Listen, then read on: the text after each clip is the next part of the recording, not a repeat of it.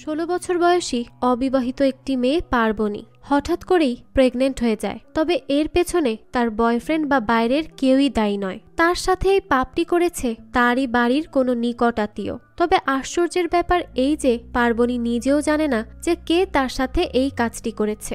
অপ্রাপ্ত বয়স্ক একটি মেয়ে, যার গর্ভে বাবাহীন একটি সন্তান। কিভাবে উদ্ঘাটন করবে এই রহস্যের, সেই সকল মাস্টার প্ল্যানগুলোই দেখব আজকের গল্পে, যার নাম পাপ।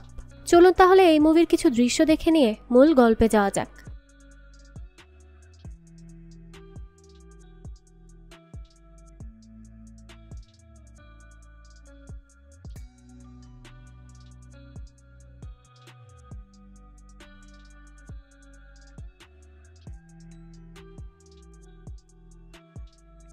প্রথমেই আমাদের একটি বাড়ি দেখানো হয়। দেখা যায় তখন বেশ রাত, আর চারিপাশ অন্ধকার। আর এর মধ্যেই একটি লোক সেই বাড়িতে প্রবেশ করে। সেই বাড়ির দোতলায় একটি মেয়ে ছিল, তার গায়ে অনেক গহনা। সেই লোক এটা দেখে ওই মেয়েটির কাছে যায়। তখন মেয়েটি বলে যে এতগুলো গহনা আমাকে কেন পরিয়েছ, আর এগুলো কার গহনা? লোকটি তখন বলে এগুলো দুর্গা দেবীর গহনা। মেয়েটি এটা শুনে অনেক ভয় পেয়ে যায়, আর তখন সে বলতে থাকে, তুমি এটা কি করেছ? ঠাকুরের গহনা পরলে তো পাপ হবে, তুমি এটা আমাকে কেন পরালে? লোকটি তখন তাকে বলে, তুমি কি পাপকে ভয় পাও? মেয়েটি বলে, হ্যাঁ, পাপকে ভয় পাবো না কেন? তুমি ভয় পাও না? তখন লোকটি বলে, না, আমি ভয় পাই না। যে পাপকে ভয় পায় তার সাথে পাপ করতে আমার অনেক ভালো লাগে। এই বলে সেই লোকটি এই মেয়েটির সাথে ইন্টিমেট হয়। মেয়েটি তখন বলতে থাকে তার অনেক ভয় লাগছে। লোকটি বলে, ভয় পাওয়া ভালো, ভয় পাও, কেউ ভয় পেলে আমার বেশ ভালো লাগে। এই বলে সে ইন্টিমেট হতে থাকে। এর পরেই দৃশ্য পরিবর্তন হয়। আমাদেরকে একটি বনেদি বাড়ি দেখানো হয়। সেখানে পুজো হচ্ছিল। সবাই পুজোর আয়োজন নিয়ে খুব ব্যস্ত। তো এই বাড়িটি অবস্থিত পলাশপুরে, আর এটি হলো চৌধুরী বাড়ি।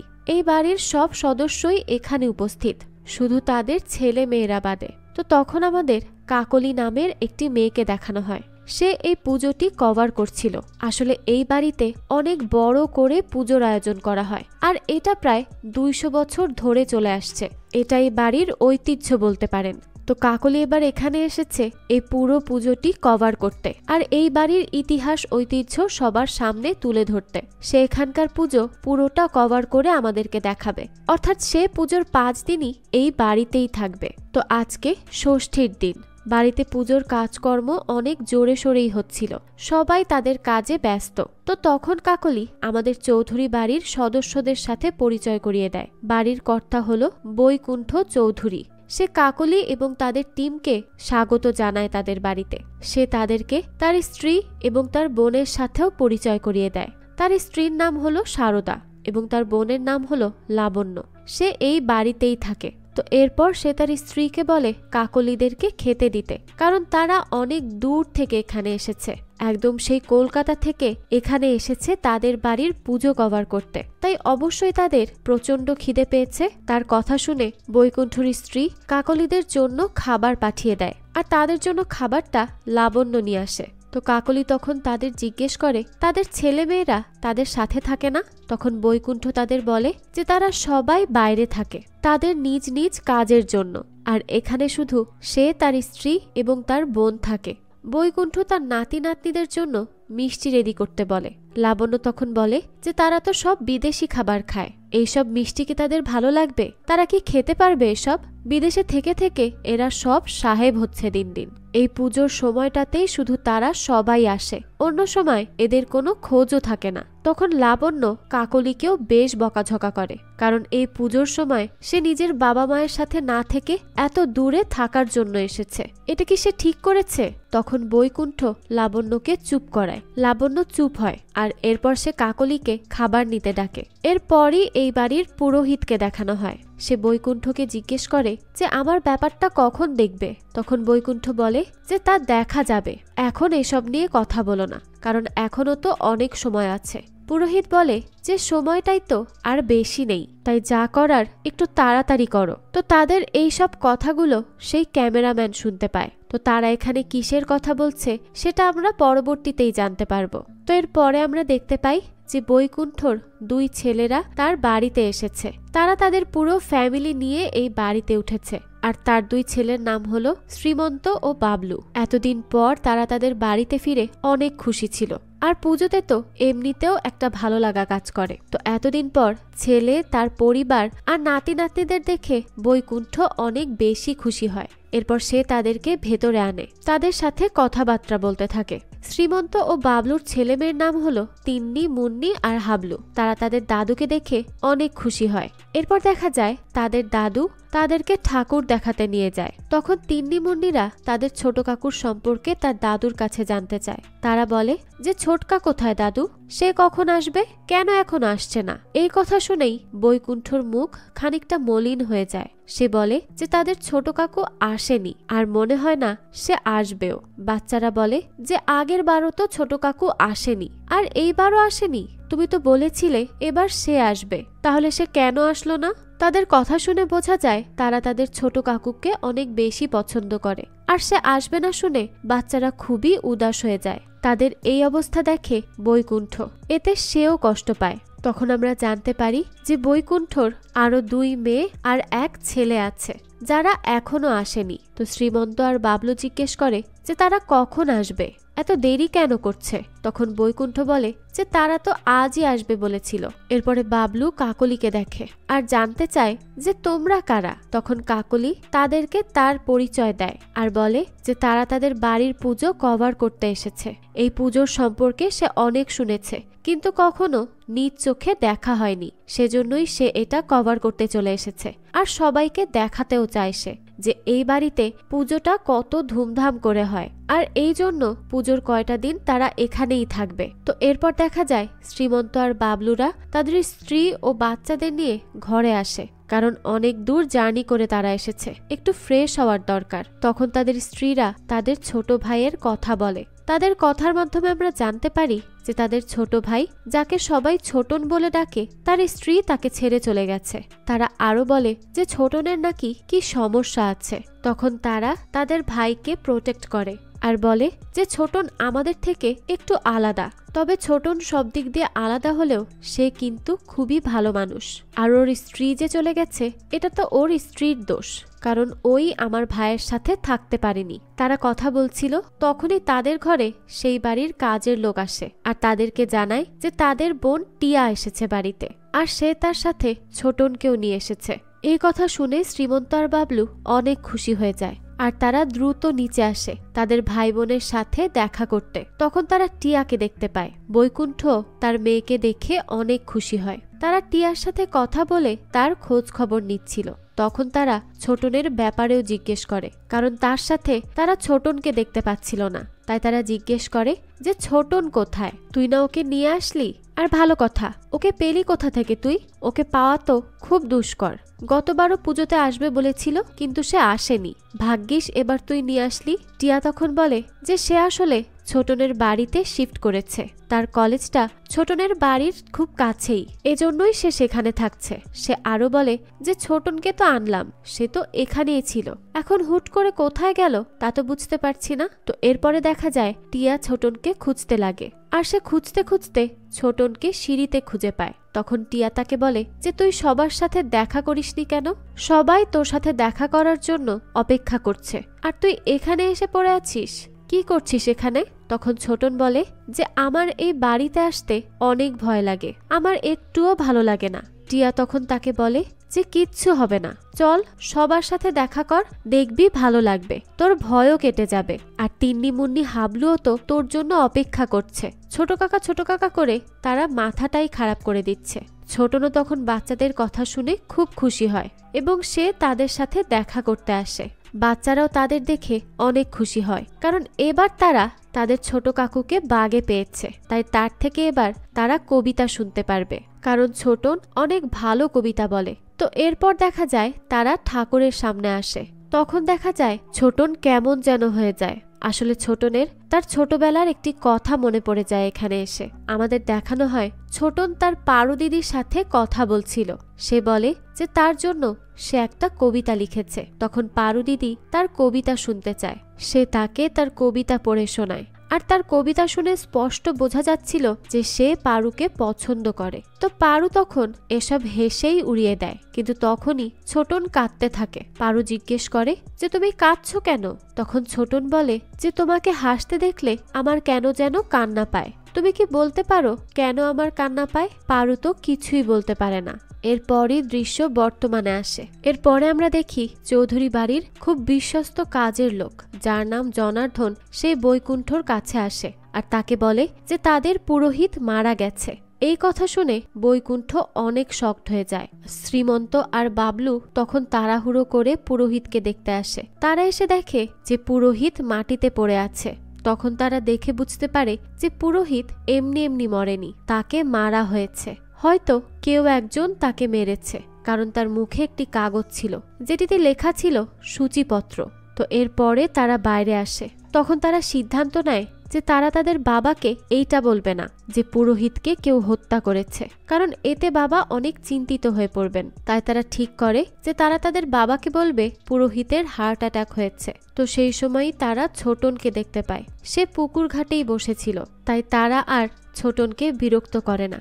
এদিকে বাড়িতে সবাই টেনশনে ছিল যে পুরোহিত নেই, এখন এই পুজো কে করবে?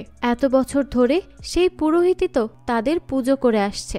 এখন হুট করে পুজোর সময় সে মারা যাওয়াতে তারা সবাই অনেক চিন্তায় পড়ে যায়। তখনই টিয়া বলে যে সে পুরোহিতের ব্যবস্থা করবে, তাই তারা যেন এই নিয়ে চিন্তা না করে। এদিকে ছোটন যখন বসেছিল তখন হঠাৎই পানি থেকে পারু উঠে আসে আর তার হাত ধরে বলে যে ছোটন, তুই কিছুই বললি না। আর এটা দেখে ছোটন চমকে ওঠে। আসলে এটা তার কল্পনা, তাও সে অনেক ভয় পেয়ে যায়। এদিকে দেখা যায় টিয়ার তৎপরতায় সে একজন পুরোহিতকে খুঁজেই নিয়ে আসে। এরপর বাড়ির পুজো শুরু হয়। তারা সবাই মিলে পুজোটা সম্পন্ন করে। শ্রীমন্ত আর বাবলু টিয়াকে ধন্যবাদ দেয়, কারণ সেই তো পুরোহিতকে খুঁজে নিয়ে এসেছে।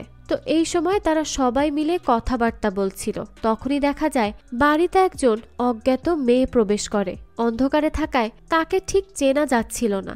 যখনই সে আলোর মধ্যে আসে বৈকুণ্ঠ তাকে দেখে অবাক হয়ে যায়। তখন বৈকুণ্ঠ তাকে বলে পার্বণী। সেই মেয়েটি বলে হ্যাঁ, আমি পার্বণী। তো চলুন আগে আপনাদেরকে পার্বণীর সাথে একটু পরিচয় করিয়ে দেই।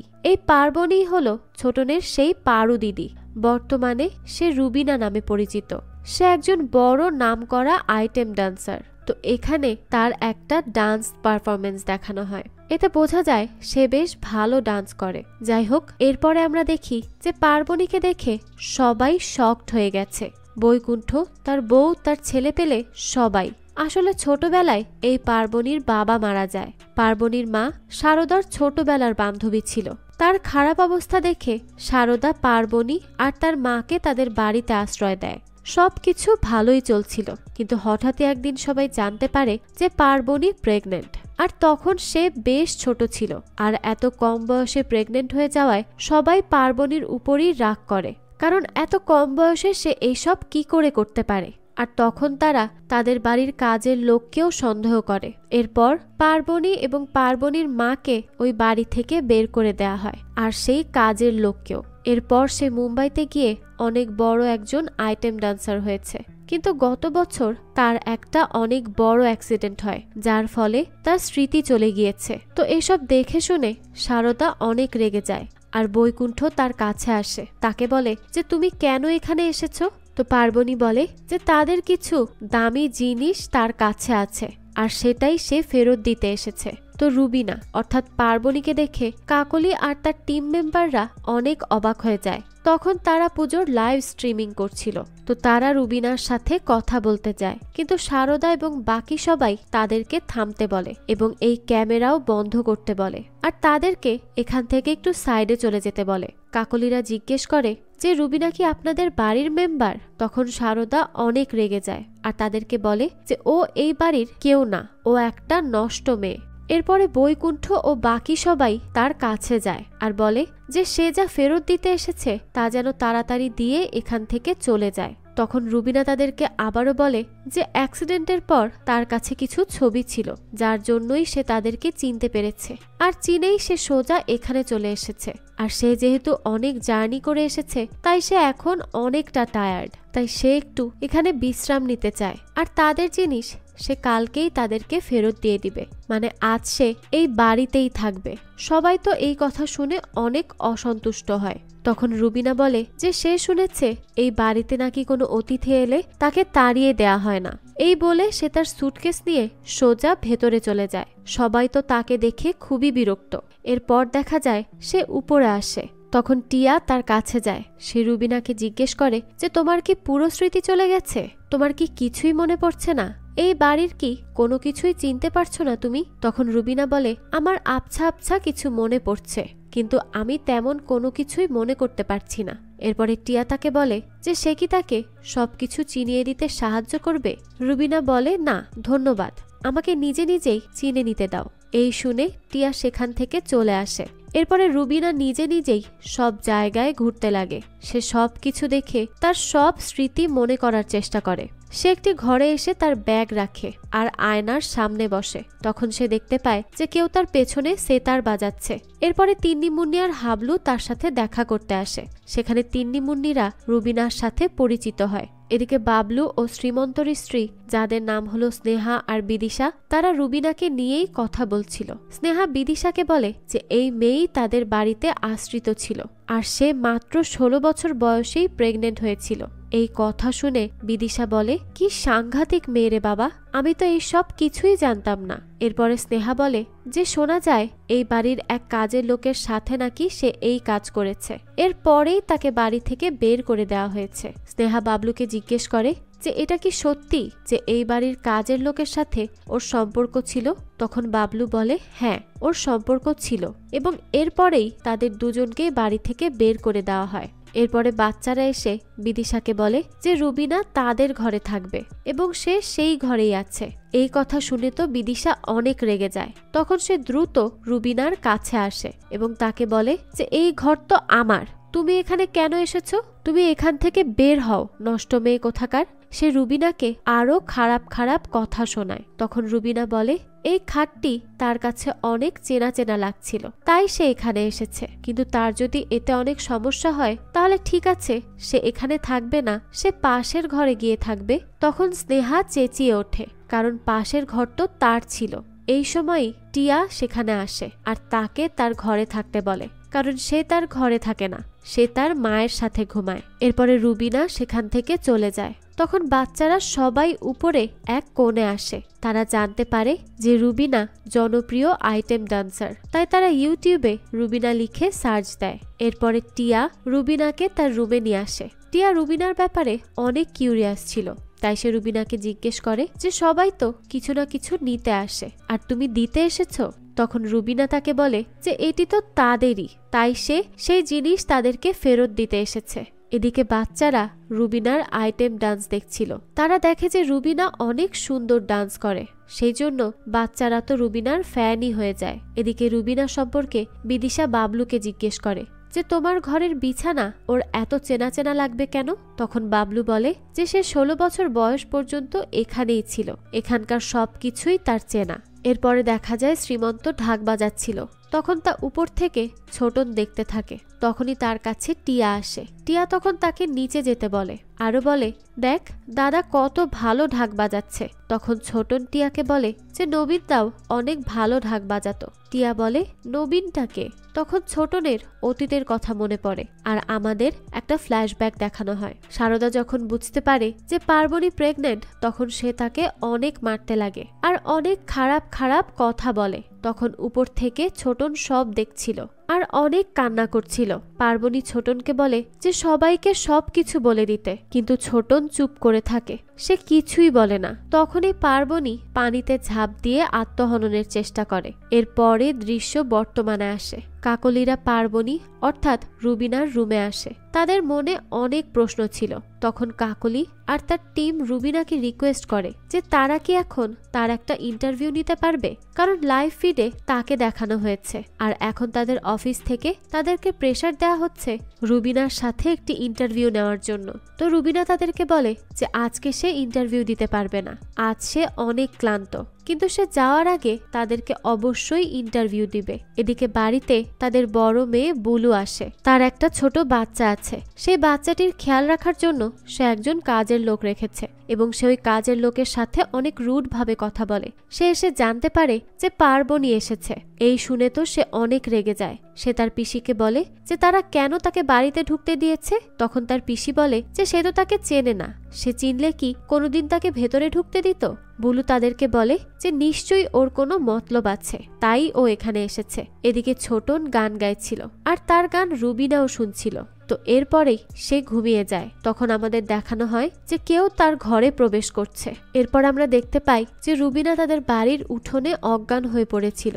তখন তার জ্ঞান আসলে সে দেখতে পায় যে তার চারিদিকে তাদের বাড়ির সবাই, অর্থাৎ বৈকুণ্ঠ, সারদা, লাবণ্য, বাবলু, শ্রীমন্ত, ছোটন আরো সবাই তাকে ঘিরে ঢাক বাজাচ্ছিল। এরপরই তার ঘুম ভেঙে যায়, অর্থাৎ এতক্ষণ এগুলো সে স্বপ্ন দেখছিল। ঘুম থেকে উঠে সে কাউকে দেখতে পায়। তখনই সে চোর চোর করে চেঁচিয়ে ওঠে আর এটা শুনে বাড়ির সবাই উঠে যায়। তখন বাবলু তার জনার্দন কাকাকে বলে যে বাড়ির সদর দরজায় তালা লাগানো আছে কিনা দেখে আসতে। জনার্দন কাকা বলে যে বাড়ির সদর দরজা তো লাগানো, আর ওখানে তো প্রতিদিন কর্তা বাবুই তালা লাগান। এরপর বাবলু তাকে বাড়ির চারপাশে খুঁজে দেখতে বলে। শ্রীমন্ত এই বিষয়ে বেশি সিরিয়াস হয়। সে তাকে বলে এত ব্যস্ত না হতে। এদিকে সেই দুই ক্যামেরাম্যান বিকাশ আর তুষার তারাও চোর খুঁজতে বের হয়। তখন তারা গল্প করছিল। বিকাশ বলে যে তাদের বাড়িতে চুরির ব্যাপারটা ভিডিওতে দিলে ভালোই হয়। তখন তুষার বলে যে আমরা বাড়ির পুজোর কভার করতে এসেছি, চুরি কভার করতে নয়। তখন তুষার বিকাশকে বলে যে তুই কি গিয়েছিলি রুবিনার ঘরে? বিকাশ বলে না না, সে কেন যাবে, সে যায়নি। এরপর আমাদের ছোটনকে দেখানো হয়। তখন তার সাথে টিয়া ছিল। দেখা যায় ছোটন অনেক ডিস্টার্বড ছিল। আসলে পারো দিদি চলে যাওয়ার পর তার কিছু মানসিক সমস্যা হয়। এরপরে টিয়া তাকে বলে যে সে ঘুমের মধ্যে পারো দিদির নাম করত বলেই তার বউ তাকে ছেড়ে চলে গেছে। ছোটন তখন ঘুমের ওষুধ খেয়ে ঘুমানোর কথা ভাবে। তখনই টিয়া বলে যে তোর কি সত্যি ঘুমের ওষুধ খেয়ে ঘুম আসবে? এদিকে সবাই রুবিনার ঘরে আসে, কারণ তার ঘরে চুরি হয়েছে। তখন সারদা অনেক রেগে যায় আর তাকে বলে যে এখানে এতদিন আছি, কোনো দিন কোনো চুরি হয়নি, আর তুমি আজ আসলে আজই চুরি হলো। তখন সবাই তাকে বলে যে তার কি চুরি হয়েছে। রুবিনা বলে যে সেটা তো সে জানে না, সব জিনিস চেক করতে হবে। সবাই বলে যে সে মিথ্যা কথা বলছে। এরপরে বুলুর মেড বুলুর বাচ্চাকে ঘুম পাড়ানোর চেষ্টা করছিল, কিন্তু সে কোনোভাবেই ঘুমাচ্ছিল না। তখন টিয়া এসে তাকে কোলে নিতে চায়। তখন তার মেড তাকে জিজ্ঞেস করে আপনার হাত কি স্যানিটাইজড করা আছে? কারণ ম্যাডাম আমাকে বলেছে যে কারোর হাত স্যানিটাইজ না করে তার বাচ্চাকে যেন কারো কোলে না দেয়া হয়। তো এরপর মেড টিয়াকে স্যানিটাইজার দেয়। তখন টিয়া বলে যে এগুলোর দরকার হয় না, মন পরিষ্কার থাকা দরকার। এই বলে সে বাচ্চাকে কোলে নেয় আর বলে যে আমরা তোমার মায়ের মতো হব না, আমরা কাদামাটি নিয়ে খুব খেলবো। এরপরে রুবিনার ঘরে সবাই তাকেই দোষারোপ করছিল। বুলু তাকে বলে যে বাড়ির বাইরে থেকে কেউ আসতে পারবে না। এখন কি তুমি বলবে যে বাড়ির কেউই তোমার ঘরে ঢুকে চুরি করেছে? রুবিনা বলে না, তা কেন বলবো। এরপরে বৈকুণ্ঠর অবস্থা অনেক খারাপ হয়ে যায়, তাই তাকে বাবলু বাইরে নিয়ে আসে। সে তার বাবাকে বলে যে চারিদিকে হচ্ছেটা কি, একই দিনে পুরোহিত বাবু খুন হলেন, আবার চুরিও হলো। এই শুনে তার বাবা আরো টেনশনে পড়ে যায়। সে বলে যে পুরোহিতের খুন কিভাবে হলো? আসলে বাবলু মুখ ফসকে এই কথাটা বলে ফেলেছিল। সে তো তার বাবাকে এটা বলতে চায়নি, তাই সে কোনো মতে তখন তার বাবাকে সামলে নেয়। এদিকে রুবিনা তার ব্যাগ চেক করছিল। তখন সেখানে তার কাছে সবাই একটি বক্স দেখতে পায়। এটা দেখে সবাই জিজ্ঞেস করে যে বক্সে কি আছে। রুবিনা তখন তাদেরকে বলে যে এটি তো আপনাদেরই বক্স, আমি এটাই ফেরত দিতে এসেছি। তারা জিজ্ঞেস করে যে বক্সে আছেটা কি। তখন শ্রীমন্ত তাড়াহুড়ো করে সবাইকে বাইরে পাঠিয়ে দেয় আর বলে যা আছে তা কাল সকালে দেখা যাবে, এখন অনেক রাত হয়েছে, সবাই ঘুমোতে যাও। এরপরে শ্রীমন্ত হঠাৎই তার সামনে আসে আর তাকে বলে যে এতদিন পরে তুই এখানে রিভেঞ্জ নিতে এসেছিস, তুই তা কখনোই নিতে পারবি না। আমরা এতগুলো মানুষ, আমাদের সাথে তুই কখনো পারবি না। এরপরে শ্রীমন্ত ঘরে আসে। তার স্ত্রী তাকে অনেক টেন্সড দেখে। তখন তার স্ত্রী তাকে ওই মেয়ে সম্পর্কে কিছু জিজ্ঞেস করে। তখন শ্রীমন্তর একটি পুরনো কথা মনে পড়ে আর আমাদেরকেও ফ্ল্যাশব্যাক দেখানো হয় যে তারা যখন ছোট ছিল তখন সে মাঝে মাঝেই পারুকে রাতে তার ঘরে নিয়ে গিয়ে তাকে দিয়ে তার আন্ডার প্যান্ট সেলাই করাতো। সে ইচ্ছা করেই তার প্যান্ট ছিঁড়ে পারুকে দিয়ে সেলাই করাতো। পারু যেহেতু তাদের বাড়িতে আশ্রিত ছিল, তাই তার ইচ্ছা না থাকা সত্ত্বেও তাকে এটা করতে হতো। এরপরে দেখা যায় তার স্ত্রী তাকে ডাকতেই সে বর্তমানে ফিরে আসে। পরের দিন পুজোর কার্যক্রম শুরু হয়। কালা বউ স্নান করানো হয়। পুজোতে বৈকুণ্ঠর কোনোই মন ছিল না, তাই সে বসে বসে গান শুনছিল।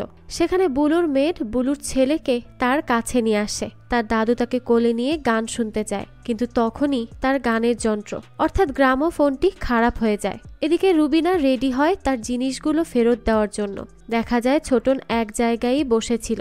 তখন বুলুর মেয়ের এসে তাকে বলে যে তার বাবার গানের যন্ত্রটি খারাপ হয়ে গেছে, সেটি ঠিক করতে তার বাবা তাকে ডাকছে। তখন সে বলে যে সে এগুলো ঠিক করতে পারে না, তার দাদাকে ডাকতে। তখনই সেখানে রুবিনা আসে। বুলুর মেয়ের ছোটনের গানের প্রশংসা করতে থাকে। ছোটন তখন রুবিনাকে জিজ্ঞেস করে যে সে কি ফেরত দিতে এসেছে। তখন রুবিনা তাকে জিনিসগুলো দেখায়। ছোটন সেটা দেখে বলে যে এগুলো তাদের দিও না, তারা তোমাকেই দোষ দিবে। কিন্তু রুবিনা তার কোনো কথাই শোনে না। এরপরে রুবিনা সবাইকে ডাকে সেই জিনিসগুলো দেওয়ার জন্য। তারা সবাই এসে দেখতে চায় যে কি সেই জিনিস। তখন রুবিনা বাক্স খুলে জিনিসগুলো দেখায়। তার বাক্সে অনেক গহনা ছিল। বৈকুণ্ঠ বলে যে এগুলো তো তাদের ঠাকুরের গহনা, এগুলো পরিয়ে তাদের ঠাকুরের পুজো করা হতো, এগুলো 200 বছর পুরনো গহনা। তখন লাবণ্য বলে যে সে এগুলো পেল কোথা থেকে। তখন শারদা বলে যে নিশ্চয়ই সে এগুলো চুরি করেছে। এই শুনে রুবিনা অনেক শকড হয়ে যায়। এরপরে দেখা যায় অতীতে শারদা যখন পারুকে মারছিল, তখন পারু দৌড়ে সেখানকার সেই পুকুরে যায় আর সেখানে লাফিয়ে পড়ে আত্মহনন করার চেষ্টা করে, কিন্তু লোকেরা তাকে বাঁচিয়ে নেয়। সে তখন অজ্ঞান অবস্থায় ছিল। ছোটন সেখানে গিয়ে পারুকে অজ্ঞান অবস্থায় দেখে অনেক ভয় পেয়ে যায়। তখন সে তার পেছনে পারুকে দেখতে পায়। পারু তাকে বলে যে এখন আমাকে ডেকো না। ছোটন তখন জিজ্ঞেস করে তুমি কি মারা গেছো?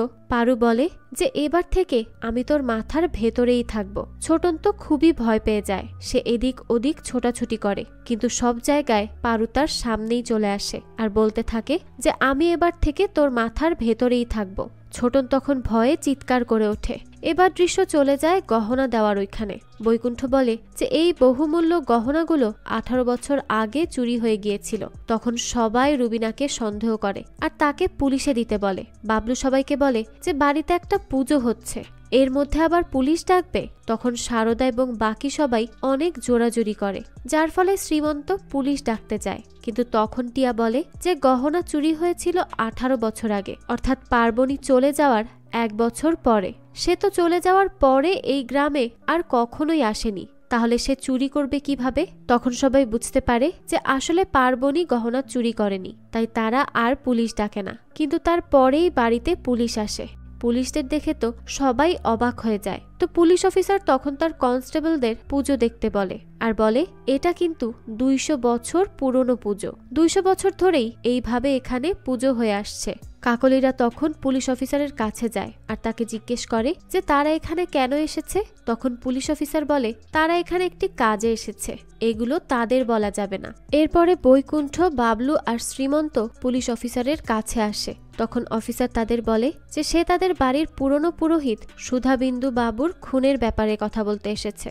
সে এই নিয়ে বৈকুণ্ঠ বাবুর সাথে একান্তে কিছু কথা বলতে চায়। তখন বাবলু আর তার ভাই বলে যে তাদের বাবা একটু অসুস্থ, এখন কি এগুলো না করলেই নয়? পুলিশ অফিসার বলে তাদের তো এগুলো কাজ, তাই সে তাদেরকে বলে প্লিজ আপনারা একটু সময় দিন আমাদের, আপনাদের বেশি সময় আমরা নেব না। এরপরে বৈকুণ্ঠ চৌধুরী তাদের সাথে কথা বলতে রাজি হয়। এদিকে শারদার অবস্থা খুবই খারাপ ছিল, চিন্তাতে তার মাথা ফেটে যাচ্ছে। তখন লাবণ্য তাকে পুজোর থালা দিতে বলে। শারদা বলে নিজে নিজেই করে নাও না, আমার মাথা ফেটে যাচ্ছে, আমাকে একটু একা থাকতে দাও। লাবণ্য তখন তাকে একটু রেস্ট নিতে বলে। তারপরে শারদা কিছু একটা ভাবছিল। তখন আমাদের আবারও ফ্ল্যাশব্যাক দেখানো হয়। পারুকে যেদিন সে বের করে দিয়েছিল সেদিন সে পারুর সব জামা কাপড়ে আগুন জ্বালিয়ে দিয়েছিল। তখন সে বৈকুণ্ঠকে জিজ্ঞেস করে যে এগুলো কি নবীনেরই পাপ নাকি অন্য কারো? নবীন হলো সেই কাজের ছেলে যাকে তারা সন্দেহ করেছিল। তো তখন বৈকুণ্ঠ কিছুই বলতে পারে না। এরপরে দেখা যায় পুলিশ অফিসার বৈকুণ্ঠর সাথে কথা বলছিল। তখন অফিসার তাকে জিজ্ঞেস করে পুরোহিত সুধাবিন্দুর সাথে তার সম্পর্ক কেমন ছিল। বৈকুণ্ঠ বলে যে ওদের বংশের সবাই আমাদের বাড়িতে পুজো করে আসছে, তাও বহু বছর ধরে। সেই সূত্রেই আমাদের সম্পর্ক অনেক ভালো ছিল। পুলিশ অফিসার জিজ্ঞেস করে যে ওনার কি কোনো শত্রু আছে বা কেউ কি তার ক্ষতি করতে চায় এমন আছে। বৈকুণ্ঠ অবাক হয়ে বলে যে ওনার মতো সহজ সরল মানুষের কেন শত্রু থাকবে। পুলিশ অফিসার বলে যে শত্রু তো আছেই, শত্রু না থাকলে কেউ তার গলা টিপে হত্যা করে আর তার মুখে কাগজ পুড়ে দেয়। পুলিশ অফিসার আরো বলে যে সুধাবিন্দু বাবুর বউ বলেছিলেন যে আপনার সাথে তার কিছু কাজ ছিল যেটা আপনি পরে করবেন বলেছিলেন, সেটা কি বলুন তো।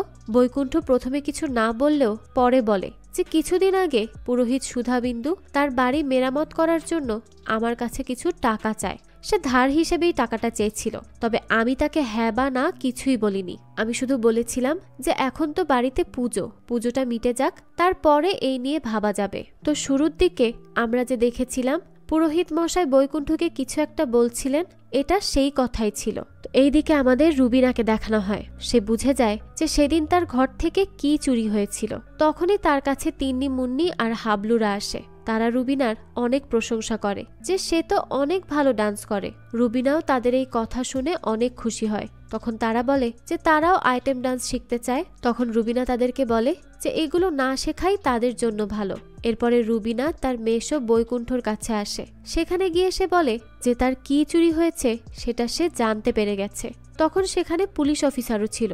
পুলিশ অফিসার তখন রুবিনাকে দেখে অবাক হয়ে যায় যে সে এখানে কি করছে আর তার কি বা চুরি হয়েছে। তখন রুবিনা বলে যে তার মায়ের একটা ডায়েরি ছিল তার কাছে, আর সেই ডায়েরিতে কিছু কাগজ ছিল যেগুলোতে অদ্ভুত অদ্ভুত কিছু শব্দও লেখা ছিল, সেগুলোই চুরি হয়ে গেছে। পুলিশ অফিসার তখন তাকে জিজ্ঞেস করে যে সেই কাগজে কি লেখা ছিল। তখন রুবিনা বলে যে মুখ বন্ধ। এরপর সে আর কিছুই বলে না। এদিকে ছোটন অনেক ভয় পেয়েছিল। সে ব্যাগ গুছিয়ে সেখান থেকে চলে যাওয়ার কথা ভাবছিল। তখনই টিয়া আসে তার কাছে আর তাকে বলে যে সে এভাবে চলে গেলে পুলিশ তো তাকে আরো সন্দেহ করবে। টিয়া ছোটনকে এই অবস্থায় দেখে বলে যে দাদা, তুই নিশ্চয়ই কিছু জানিস যা তুই লুকিয়ে রেখেছিস, সেগুলো সব বলে দে, দেখবি অনেকটা হালকা লাগবে। তখন ছোটন বলে যে সে যদি সব বলে দেয় তাহলে এ বাড়ির সব ছাড়খাড় হয়ে যাবে। তাদের এই সব কথা বাইরে থেকে বুলুর মেইড শুনছিল। তখন বিদিশা এসে তাকে ধমক দেয় যে তুমি ওদের কথা কেন শুনছো। তাদের কথা শুনে টিয়া বাইরে চলে আসে। তখন বিদিশা তাকে বলে তোমার দাদাদের পুলিশ নিচে ডেকেছে। এরপরে সবাই নিচে আসে। সেখানে ঠাকুরের অঞ্জলি হচ্ছিল। পুলিশ অফিসার বৈকুণ্ঠর সাথে সেখানে আসে। এরপরে পুলিশ অফিসার বাবলু আর শ্রীমন্তকে জিজ্ঞেস করে যে গতকাল বিকাল 4টার সময় কোথায় ছিলেন। তারা কিছুই বলে না। তখন সেখানে রুবিনা আসে আর টিয়াও ছোটনকে সেখানে নিয়ে আসে। তখন পুলিশ অফিসার আবারও তাদের দুজনকে বলে যে তারা কোথায় ছিল গতকাল বিকাল 4টার সময়। তখন তারা দুজন বলে যে তারা সেই সময় বাড়িতেই ছিল। পুলিশ ছোটনকে জিজ্ঞেস করে আপনি সেদিন সেই সময় কোথায় ছিলেন। ছোটন বলে যে আমি বাইরে ছিলাম। পুলিশ অফিসার এই সময় ছোটনকে সন্দেহ করে। পুলিশ অফিসার তাকে বলে যে প্রথম খুন করে আপনি নাম দিলেন সূচিপত্র, এর পরের খুন করে কি নাম দেবেন? মুখ বন্ধ। তার আগে বলুন যে খুনটা কার করবেন। এই সব শুনে সারদা অজ্ঞান হয়ে যায়, কারণ সে নিতেই পারেনি যে পুলিশ অফিসার তার ছোট ছেলেকে নিয়ে এইসব বলছে। এরপর আমাদের একটি ফ্ল্যাশব্যাক দেখানো হয়। তখন দুর্গাপূজা হচ্ছিল আর সেদিন দশমী ছিল। তারা সবাই ঠাকুর বিসর্জনের প্রস্তুতি নিচ্ছিল। তখন পারু ছোটনকে বলে তার মা দুর্গাকে এত সন্দেশ খাওয়াচ্ছে কেন? সন্দেশের জন্য মা তো আমাদের দেখতেই পাবে না, আর আমাদের না দেখলে আমাদের আশীর্বাদ করবে কিভাবে? তখন ছোটন তার কথা শুনে হাসতে থাকে। এরপরে পারুকে বাবলু নিয়ে যায়। সে তাকে এক গাছতলায় নিয়ে আসে। সেখানে সে পারুকে অনেক মিষ্টি খাওয়ায়। পারু খেতে চাইছিল না, কিন্তু বাবলু তাকে জোর করে খাওয়ায়, আর মনে হয় মিষ্টিতে কোনো কিছু মেশানো ছিল। এরপরে দৃশ্য বর্তমানে আসে। বুলু বাবলুর কাছে মিষ্টি নিয়ে আসে। সে তাকে বলে যে মিষ্টিটা খেয়ে নিতে, কারণ আজ সারাদিন সে কিছুই খায়নি। বাবলু তখন মিষ্টিটা খায় না। এদিকে বাড়িতে পুজো বলে সব জমজমাট থাকার কথা ছিল, কিন্তু পুজোটা ছিল পুরোপুরি নিষ্প্রাণ। তাই শ্রীমন্ত সবাইকে চিয়ার আপ করে আর বলে যে আনন্দ করতে। তাদের বাড়িতে তো কেউ আর মারা যায়নি যে তারা এমন মনমরা হয়ে আছে সবাই। শ্রীমন্ত তখন লাইট জ্বালাতে আর ঢাক বাজাতে বলে। এদিকে কাকলি এবং তার বন্ধুরা অনেক স্যাড ছিল, কারণ তাদের বাড়িতে রেকর্ডিং করতে মানা করা হয়েছে। তখন কাকলির বন্ধু তাকে বলে যে সারদা দেবীর সাথে কথা বলে পারমিশন নিতে। তখন কাকলি বলে যে এবার আমরা গিয়ে যদি কিছু বলি তাহলে আমাদেরকেই বাড়ি থেকেই বের করে দেবে। তখন তার বন্ধুরা তাকে বলে যে এই সুযোগে রুবিনার সাথে ইন্টারভিউটা নিলে ভালো হতো না। এদিকে রুবিনা নিচে আসে পুজো দেখতে। তখন তাকে দেখে বিদিশা আর স্নেহা অনেক রেগে যায়। তারা জিজ্ঞেস করে যে তুমি এখানে কেন এসেছো? তখন রুবিনা বলে যে সে এখানে পুজো দেখতে এসেছে। তখন রুবিনা শ্রীমন্তর কাছে পুজো দেখার পারমিশন চায়, কিন্তু শ্রীমন্তও তাকে দেখে অনেক রেগে যায়। তারপরে সে রুবিনাকে বলে যে এত বোকা হয়ে থেকে কোনোই লাভ নেই, আমরা সবাই বুঝতে পেরেছি যে এসব তোর জন্যই হয়েছে। এতদিন পরে ফিরে এসে তুই বদলা নিতে চাচ্ছিস। তো তাকে দেখে সবাই অনেক বিরক্ত ছিল। তখন তাদের বউরাও তাকে অনেক কথা শোনায়। তখন বাবলু তাদের সবাইকে এসে থামায় আর রুবিনাকে কথা শোনাতে নিষেধ করে। তখন সে তাকে বলে যে সে যেন উপরে চলে যায়। এই কথা শুনে তার বউ বিদিশা অনেক বিরক্ত হয়। এরপরে রুবিনা উপরের এক ঘরে আসতে থাকে। তখনই তার কিছু কিছু স্মৃতি মনে পড়ে। সে দেখে যে একটা লাইট পড়ে আছে। এটাই সেই লাইট যার জন্য গল্পের প্রথম দিকে দেখানো সেই লোকটি এই অন্ধকার বাড়িতে এসেছিল। তার আরো কিছু মনে পড়ার আগেই কাকলি আর তার বন্ধুরা তার কাছে আসে এবং তাকে জিজ্ঞেস করে যে তার কি কিছু মনে পড়ছে। তখন রুবিনা তাদের জিজ্ঞেস করে যে এখানে কি একটি লাইট পড়েছিল? তখন তারা বলে কই না তো। এরপর আমাদের ছোটনকে দেখানো হয়। সে অনেক বেশি ভয় পেয়েছিল। তার কাছে দেখা যায় অনেক বই ছিল। সে সব বই থেকে সূচিপত্র ছিঁড়তে লাগে। সে পাগলের মতো করতে থাকে। তখন টিয়া তাকে এই অবস্থায় দেখে নেয় আর বলে যে তুই কি করছিস দাদা? তখন ছোটন বলে যে সে সব সূচিপত্র ছিঁড়ে ফেলবে। টিয়া তখন তাকে এসব বন্ধ করতে বলে আর তাকে শান্ত করার চেষ্টা করে। এরপরে কাকলি আর রুবিনাকে দেখানো হয়। তারা তার সাথে কথা বলছিল, তার ইন্টারভিউ নিচ্ছিল এটাও বলা যেতে পারে। তারা তখন রুবিনার পাঁচ সম্পর্কে জিজ্ঞেস করে তাকে। আরো বলে যে এই বাড়িতে তো আপনার অনেক স্মৃতি আছে, কোনো কিছু মনে পড়লো কি? তখন রুবিনা তাদেরকে বলে যে সেই স্মৃতি গভীর অন্ধকারে চাপা পড়ে আছে, তা এত সহজে আসবে না। এরপরে তার অ্যাক্সিডেন্টের কথা জিজ্ঞেস করলে রুবিনা তাদেরকে বলে যে তার একটা ছোট ছেলে আছে যে একটি বোর্ডিং স্কুলে পড়ে। কাকলি তাকে জিজ্ঞেস করে যে তার সাথে যোগাযোগের চেষ্টা করেনি সে কি ওই স্কুলের কমিটির সাথে কথা বলেছে? তখন রুবিনা বলে যে সে চেষ্টা করেছে। কাকলি জিজ্ঞেস করে যে সে কি জানতে পেরেছে কিছু? রুবিনা বলে যে তারা জানিয়েছে তার ছেলের বাবা তার ছেলেকে নিয়ে গেছে। কাকলি জিজ্ঞেস করে যে তার ছেলের বাবাটাকে? রুবিনা বলে সেটা তো আমি জানি না। এই কথা শুনে কাকলিরা অনেক শকড হয় যে সে কিভাবে তার ছেলের বাবাকে ভুলে গেল। আর তারা তাকে এটাও জিজ্ঞেস করে যে তার ছেলের বাবা তার সাথে কেন কন্ট্যাক্ট করছে না। এরপরই শ্রীমন্তকে দেখানো হয়। সে খুব জোরে ঢাক বাজাচ্ছিল। তখন বাবলু তার কাছে এসে বলে সে যেন স্বাভাবিক থাকে। শ্রীমন্ত তাকে বলে যে পারু এসেছে তাদের জীবন বরবাদ করতে। তখন বাবলু বলে যে আমরাও তো ওর জীবন বরবাদ করেছি। এরপরে বৈকুণ্ঠকে দেখানো হয়। সে অনেক চিন্তায় ছিল। এরপরে দেখা যায় লাবণ্য তার কাছে আসে আর বলে ছোটন খুবই চিন্তায় আছে। বৈকুণ্ঠ বলে যে তা তো স্বাভাবিক। লাবণ্য বলে যে পুলিশ অফিসার তাদের সবাইকে বাড়ি ছাড়তে নিষেধ করেছে। এরপরে বৈকুণ্ঠ বলে যে টিয়া তাকে সামলে নিবে। লাবণ্য তাকে বলে ছোটনের সাথে সে যেন দেখা করে। তখনই টিয়া তার কাছে আসে আর বলে যে কাউকে তার কাছে যেতে হবে না, সে এখন কাউকেই সহ্য করতে পারছে না। লাবণ্য বলে যে তারা কি করেছে? সব তো পুলিশ করেছে। তখন টিয়া বলে যে তারা কি সত্যিই কিছু করেনি? বৈকুণ্ঠ তখন তাকে চুপ করিয়ে দেয় আর বলে যে এখন এইসব কথা বলার সময় নয়। এরপরে রুবিনাকে দেখানো হয়। সে তার ম্যানেজারকে ফোন করে বলে তার সব মিটিং ক্যান্সেল করতে, কারণ সে এখন এখান থেকে বেরোতে পারবে না। পুলিশ তাকে এখান থেকে বেরোতে নিষেধ করেছে।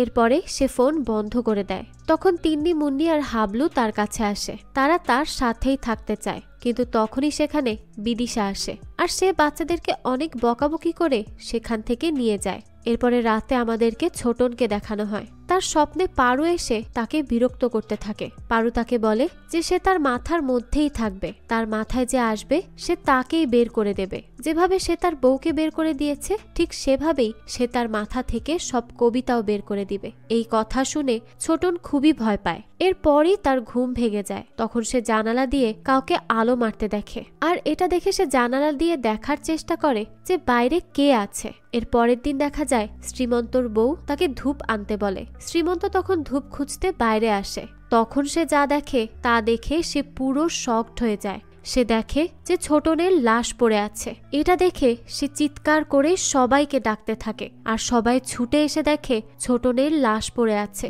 এতে সবাই কষ্ট পায়। এরপরে পুলিশ সেখানে আসে। পুলিশ বলে যে যাকে খুনি ভাবলাম সেই তো মরে গেল। বুলু তখন তাকে বলে যে তার ভাই খুনি নয়। পুলিশ তখন ছোটনের মুখে একটা কাগজ পায় যেটাতে লেখা ছিল মুখ বন্ধ।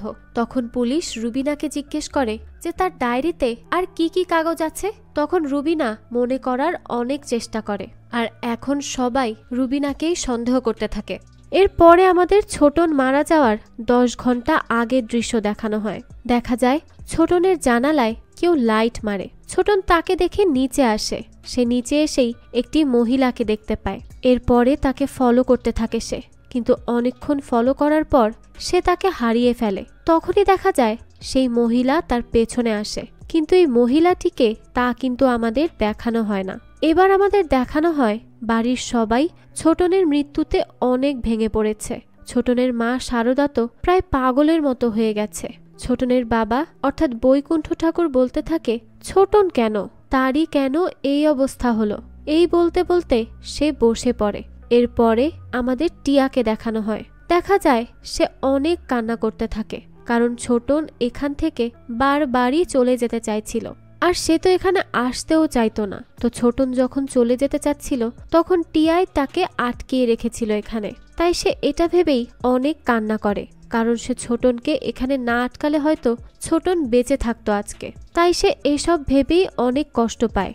এদিকে স্নেহা আর বিদিশা কথা বলছিল। তারা বলছিল ছোটন তার 2 দাদার থেকে একদম আলাদা। তারপর বিদিশা স্নেহাকে বলে যে বাবা কি বলছিল শুনেছিলে? ছোটন কেন, এর মানে কি? ছোটন বাদে অন্য কেউ কি কিছু করেছিল? এরপরে শ্রীমন্ত আর বাবলুকে দেখানো হয়। তারা তাদের ভাইকে হারিয়ে অনেক দুঃখ পেয়েছিল। তারাও এইটাই ভাবে যে ছোটনকে এইভাবে কে মারতে পারে, পারু কি তাকে মেরেছে? তখন আবার তারা ভাবে পারু কেন মারবে, অর্থাৎ তারা পার্বণীর কথাই বলছে। তারা বলতে থাকে ছোটন তো পারুকে ভালোবাসতো, তাহলে সে তার সাথে এমনটা কেন করবে? এরপরই দেখা যায় পুলিশ অফিসার মনোজিৎ হালদারকে। সে তাদের বাড়িতে আসে। সে সবার সাথে কথা বলতে চায়, কিন্তু সারদা দেবীর অবস্থা অনেক বেশি খারাপ ছিল। তাই পুলিশ মনোজিৎ বলে সারদা দেবী আর টিয়া বাদে সবাই নিচে আসুন। এরপর দেখা যায় তারা সবাই নিচে নেমে আসে। পরে পুলিশ অফিসার সবার সাথে কথা বলে। সে রুবিনা অর্থাৎ পার্বণীর উপরই সন্দেহ করতে থাকে, কারণ সে এখানের আউটসাইডার। সে বাদে সবাই তো নিজেদের লোক। এরপরে বুলুও বলে রুবিনাকেই গ্রেফতার করতে, কারণ সেই এই সব কিছু করেছে। পুলিশ অফিসারও তখন তাকে থানায় নিয়ে যেতে চায় কিছু জিজ্ঞাসাবাদ করার জন্য। তখন সারদা দেবী উপর থেকে রুবিনাকে অনেক কথা শোনাতে থাকে আর বলে যে এই মেয়েটি সব করেছে, এটা একটা নষ্ট মেয়ে, একে বাড়ি থেকে বের করে দাও। তখন পুলিশ অফিসার মনোজিৎ বলে যে এখানে একটা তদন্ত চলছে, তাই কে থাকবে আর কে বের হয়ে যাবে এটা একমাত্র সেই ডিসাইড করবে, অন্য কেউ নয়। এরপরে পুলিশ অফিসার মনোজিৎ রুবিনাকে গ্রেফতার করতে চায়। তখন রুবিনা শ্রীমন্ত আর বাবলুকে বলে যে তোমরা বলো না আমি কিছুই করিনি, আমি খুন করতে পারি না। তখন শ্রীমন্ত আর বাবলুও তার সুরে সুর মিলিয়ে বলে যে পারু খুন করতে পারে না। তখন তাদের কথাবার্তা একটু অদ্ভুত লাগে বিদিশার। তাই সে বলে যে তোমরাও ওই নষ্ট মেয়ের হয়ে সাফাই গাইছ কেন? ও কি তোমাদের ব্ল্যাকমেইল করছে? তখন শ্রীমন্ত আর বাবলু বলে না, পারু আমাদের ব্ল্যাকমেইল করতে যাবে কেন? আমরা পারুকে ছোটবেলা থেকেই চিনি। পারু কখনোই খুন করতে পারে না, আর ছোটনকে তো নাই। এই শুনে পুলিশ অফিসার মনোজিৎ তখন আর রুবিনাকে গ্রেফতার করে না। এরপরে কাকুলি তার বসের সাথে ফোনে কথা বলছিল। এরপরে ফোন রেখে তার বন্ধুদের বলে যে তাদের ফেরা ক্যান্সেল হয়ে গেছে। এখন এই খুনের রহস্য তাদের চ্যানেলের মেইন প্রায়োরিটি। তাই এই খুনের পুরো ইনভেস্টিগেশন হওয়া পর্যন্ত তাদেরকে এইখানেই থাকতে হবে। তখন বিকাশ বলে যে সে হয়তো ছোটনের খুনিকে দেখেছে। তখন কাকলি এবং তার বন্ধু অনেক অবাক হয়ে যায়। তারা জিজ্ঞেস করে যে কি বলছিস, আসলেই দেখেছিস? তখন বিকাশ বলে যে হ্যাঁ, কাল রাতে আমি যখন জানালার কাছে সিগারেট খাচ্ছিলাম তখন আমি ছোটনকে দেখেছি, আর এটাও দেখেছি তার পেছনে একটি মহিলা গিয়েছিল, আর সেই হয়তো ছোটনের খুনি। যাই হোক, এরপরে দেখা যায় বাড়িতে পুলিশ অফিসার মনোজিৎ দাঁড়িয়ে আছে। তখন সেখানে তোর ছেলে আর তার বউ আসে একটি ছোট মেয়েকে নিয়ে। ছোট মেয়েটির নাম তাপসী। সে সুধাবিন্দু বাবুর পাশের বাড়িতেই থাকতো। তখন সুধাবিন্দু বাবুর ছেলে বলে যে তাপসী নাকি তার বাবার খুনিকে দেখেছে। মনোজিৎ হালদার তখন জিজ্ঞেস করে যে সে কে ছিল। তাপসী তখন বলে যে সে দুপুরের দিকে সাদা শাড়ি পরা এক মহিলাকে দেখেছে। সে নাকি পুরোহিত বাবুর ঘরে ঢুকেছিল। এই কথা শুনে মনোজিৎ তাকে জিজ্ঞেস করে যে সে কি সেই মহিলার চেহারা দেখেছে। তাপসী বলে না, সে তো শুধু এটাই দেখেছে যে সাদা শাড়ি পরে কেউ একজন ঢুকেছে ঘরে। তো এরপরে দেখা যায় সেখানে কাকলি আর তার বন্ধুরা আসে। তারা বলে যে তাদের বন্ধু বিকাশ হয়তো খুনিকে দেখেছে। তখন পুলিশ অফিসার মনোজিৎ বলে, বাহ, চারিদিকে তো দেখছি আই উইটনেসের বন্যা বইছে, কিন্তু তুমি কি খুনির চেহারা দেখেছ? তখন বিকাশ বলে, না, চেহারা তো দেখিনি, কিন্তু সেই মহিলার চুল একদম রুবিনার মতো, দূর থেকে তাকে রুবিনাই লাগছিল।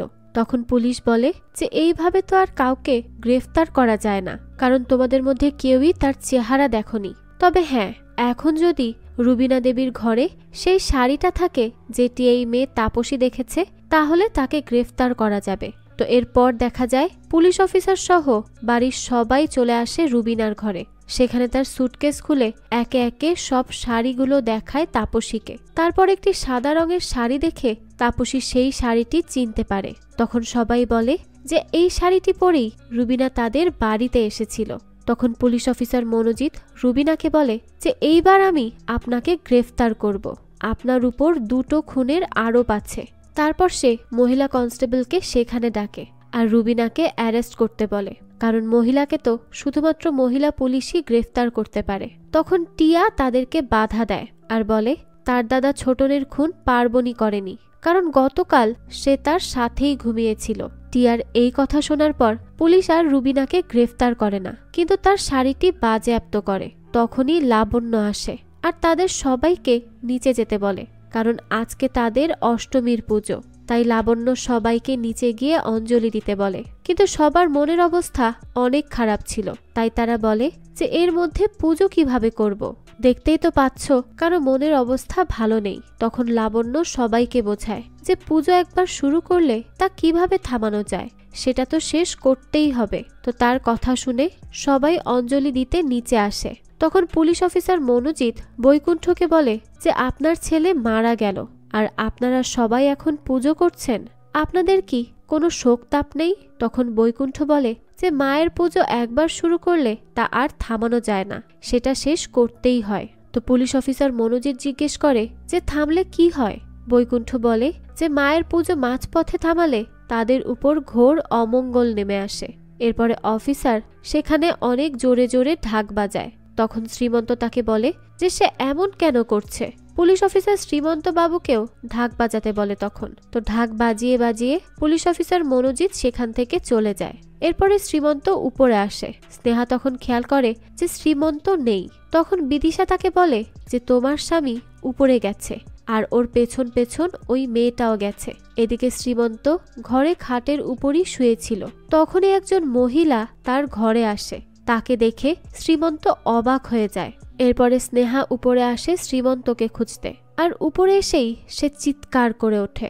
নিচে সবাই পুজো করছিল, আর তখনই সবাই শুনতে পায় স্নেহা শ্রীমন্তর নাম ধরে চিল্লাচ্ছে। তখন সবাই তার চিৎকার শুনে তাড়াতাড়ি উপরে আসে, আর এসেই দেখতে পায় যে শ্রীমন্ত খাটের উপর মরে পড়ে আছে। সবাই তাকে দেখে অনেক শকড হয়ে যায় যে এটা কি হয়ে গেল। তার মা বাবা ভাই বোন সবাই হকচকিয়ে যায়। তারা তো সবাই শোকে কাতর যে একটার পর একটা এই বাড়িতে কি হচ্ছে এসব। এরপরই দেখা যায় বাবলু পুলিশকে ফোন করে। এদিকে পুলিশ অফিসার মনোজিৎ হালদার কেবল পুলিশ স্টেশনে এসেছে, আর এসেই দেখে সব কনস্টেবলরা তাস খেলছে আর মহিলা কনস্টেবলরা বসে বসে সোয়েটার বুনছে। তখন মনোজিৎ বাবু বলে যে পুলিশ স্টেশনকে তো দেখছি একদম ক্লাব ঘর বানিয়ে রেখেছেন।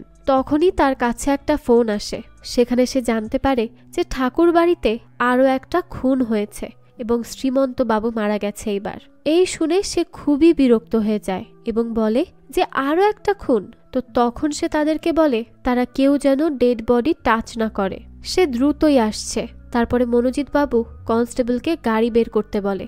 এরপর আমাদের ঠাকুর বাড়ি দেখানো হয়। সবাই অনেক শোকে ছিল, কারণ তারা বাড়ির 2 ছেলেকে অলরেডি হারিয়ে ফেলেছে। টিয়া তার মা আর মেজ বৌদির জন্য ডাক্তার ডাকতে বলে। বৈকুণ্ঠ তখন বলে যে পাপের শাস্তি পাচ্ছে তারা। এরপরে কার পালা? তিন্নিমুন্নি তখন লাশের ঘরে ছিল। তখন বুলু তাদেরকে বাইরে যেতে বলে। এরপরে বৈকুণ্ঠ বাবলুকে খোঁজে। সে বলে যে বাবলু কোথায়? তখন বুলু বলে যে উনি তো পুলিশ ডাকতে গেছে। এদিকে ঘরে বিদিশা বাবলুকে বলে যে নিশ্চয়ই তোমরা ওই মেয়েটার সাথে খারাপ কিছু করেছ, এই জন্যই মেয়েটা তোমাদের বাড়িতে অভিশাপ হয়ে এসেছে। সে বাবলুকে জিজ্ঞেস করে, সত্যি করে বলো তো তোমরা ওর সাথে কি করেছ? তখন বাবলু একটা ফ্ল্যাশব্যাক মনে করে। এটি আমাদের শুরুর দিকেই দেখানো হয়েছিল। পারুকে কেউ দেবী দুর্গার গহনা পরিয়ে রেখেছিল। তখন সেই লোক পারুর কাছে যায়। পারু জিজ্ঞেস করে যে এতগুলো গহনা আমাকে কেন পরিয়েছ, আর এগুলো কার গহনা? লোকটি বলে, এগুলো দুর্গা দেবীর গহনা। তুই তো কতবার দেখেছিস, তোর মনে নেই? মেয়েটি এই কথা শুনে অনেক ভয় পেয়ে যায় আর বলে, হ্যাঁ ঠিকই তো, এগুলো তো মা দুর্গার গহনা। এগুলো কেন আমাকে পরিয়েছ? ঠাকুরের গহনা পরলে তো পাপ হবে। লোকটি তখন তাকে বলে, তুই কি পাপকে ভয় পাস? মেয়েটি বলে, হ্যাঁ আমি ভয় পাই। এই কথা শুনে লোকটি বলে যে আমি ভয় পাই না, যে পাপকে ভয় পায় তার সাথে পাপ করতে আমার অনেক ভালো লাগে। এই বলেই সেই লোকটি ওই মেয়েটির সাথে ইন্টিমেট হয়। মেয়েটি বলে তার অনেক ভয় লাগছে। লোকটি বলে, ভয় পা, ভয় পাওয়া ভালো। এই বলে সে ইন্টিমেট হতে থাকে। এরপরে দৃশ্য বর্তমানে আসে। বাবলু বিদিশাকে বলে যে পারু আর ওর মা এই বাড়িতে শুধুমাত্র আশ্রিতা ছিল, এর থেকে বেশি কিছুই নয়। তখন বিদিশা তাকে বলে যে তাহলে এই বাড়ির গহনা তার কাছে গেল কিভাবে? এরপরে পুলিশ অফিসার মনোজিৎ বাবু সেখানে আসে। সে বলে যে আমার এখানে পোস্টিং হতে না হতেই তিনটা খুন।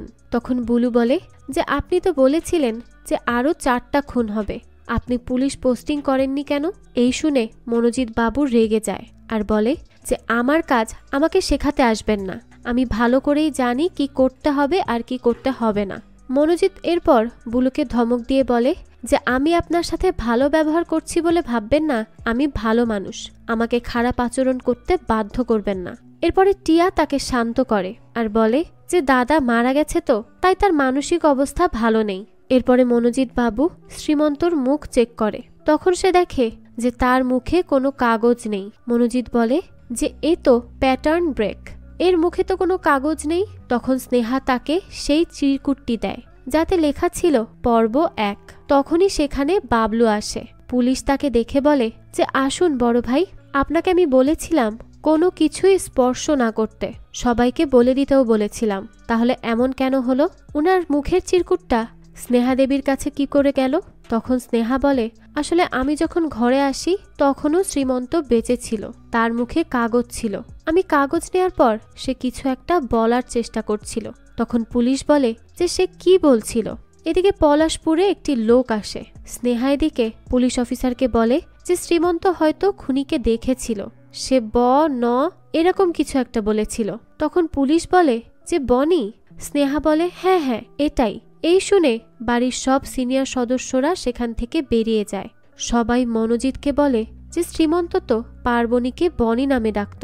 এরপরে আমাদের একটি ফ্ল্যাশব্যাক দেখানো হয় যেখানে হোলির দিন ছিল। শ্রীমন্ত, বাবলু আর বুলু পার্বণীকে অনেক বিরক্ত করে তখন, আর তখন শ্রীমন্ত পার্বণীর নাম ছোট করে বনি বলে ডাকে। এদিকে লাবণ্য, সারদা আর বৈকুণ্ঠ একসাথেই বসেছিল। তখন তারা বলা বলি করছিল টুবলু অর্থাৎ শ্রীমন্ত বনির নাম বলল, এর মানে সে কি ফিরে এসেছে? তো তাদের কথা শুনে এটা বোঝা যায় যে বনি নামে আরও কেউ আছে। তখন আমরা দেখি যে যেই ব্যক্তি পলাশপুরে এসেছে রিক্সাওয়ালা তাকে বনিবাবু বলেই ডাকছে। এরপর দেখা যায় রুবিনা সেই ঘরে আসে যেই ঘরে শ্রীমন্তর লাশ ছিল। সে এসে জিজ্ঞেস করে যে কি হয়েছে, এর মানে বাড়িতে এতক্ষণ কি হয়েছে সেটা সে কিছুই জানে না। তখন সে দেখে যে শ্রীমন্ত খুন হয়েছে। বুলু তখন তার কাছে আসে আর তাকে জিজ্ঞেস করে যে সে এমনটা কেন করেছে। তখন পার্বণী তাকে বলে যে তুমি তো বুলু দিদি, তুমি তো সেদিন সেখানে ছিলে তাই না? তখনই আমাদের আরও একটি ফ্ল্যাশব্যাক দেখানো হয় যেখানে হোলির দিন বুলু ও পার্বণীকে অনেক বিরক্ত করছিল। তো এরপর আবারও দৃশ্য বর্তমানে আসে। পুলিশ রুবিনাকে জিজ্ঞেস করে যে এতক্ষণ আপনি কোথায় ছিলেন? তখন রুবিনা বলে যে আমার অনেক মাথা ব্যথা করছিল, তাই আমি একটু রুমে গিয়ে ঘুমিয়ে পড়েছিলাম। তখনই পুলিশ বনির নাম নেয়। রুবিনা তখন বনি নামে কাউকে মনে করতে থাকে। বুলুও তখন তার কথা শুনে অনেক অবাক হয়ে যায়। সে বলে যে ওর নাকি কিছুই মনে নেই, আর এই সময়ই সব মনে পড়ে যাচ্ছে। তখন পুলিশ অফিসারেরও সন্দেহ হয় যে নিশ্চয়ই বনি নামের অন্য কেউ আছে।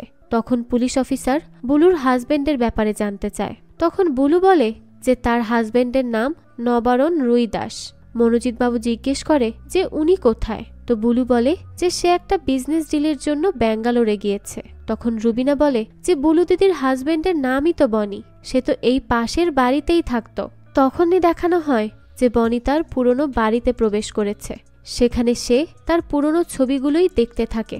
তখন সে তার স্মৃতি মনে করে এবং হঠাৎ করেই তার মাথায় প্রতিশোধের কথা ভর করে।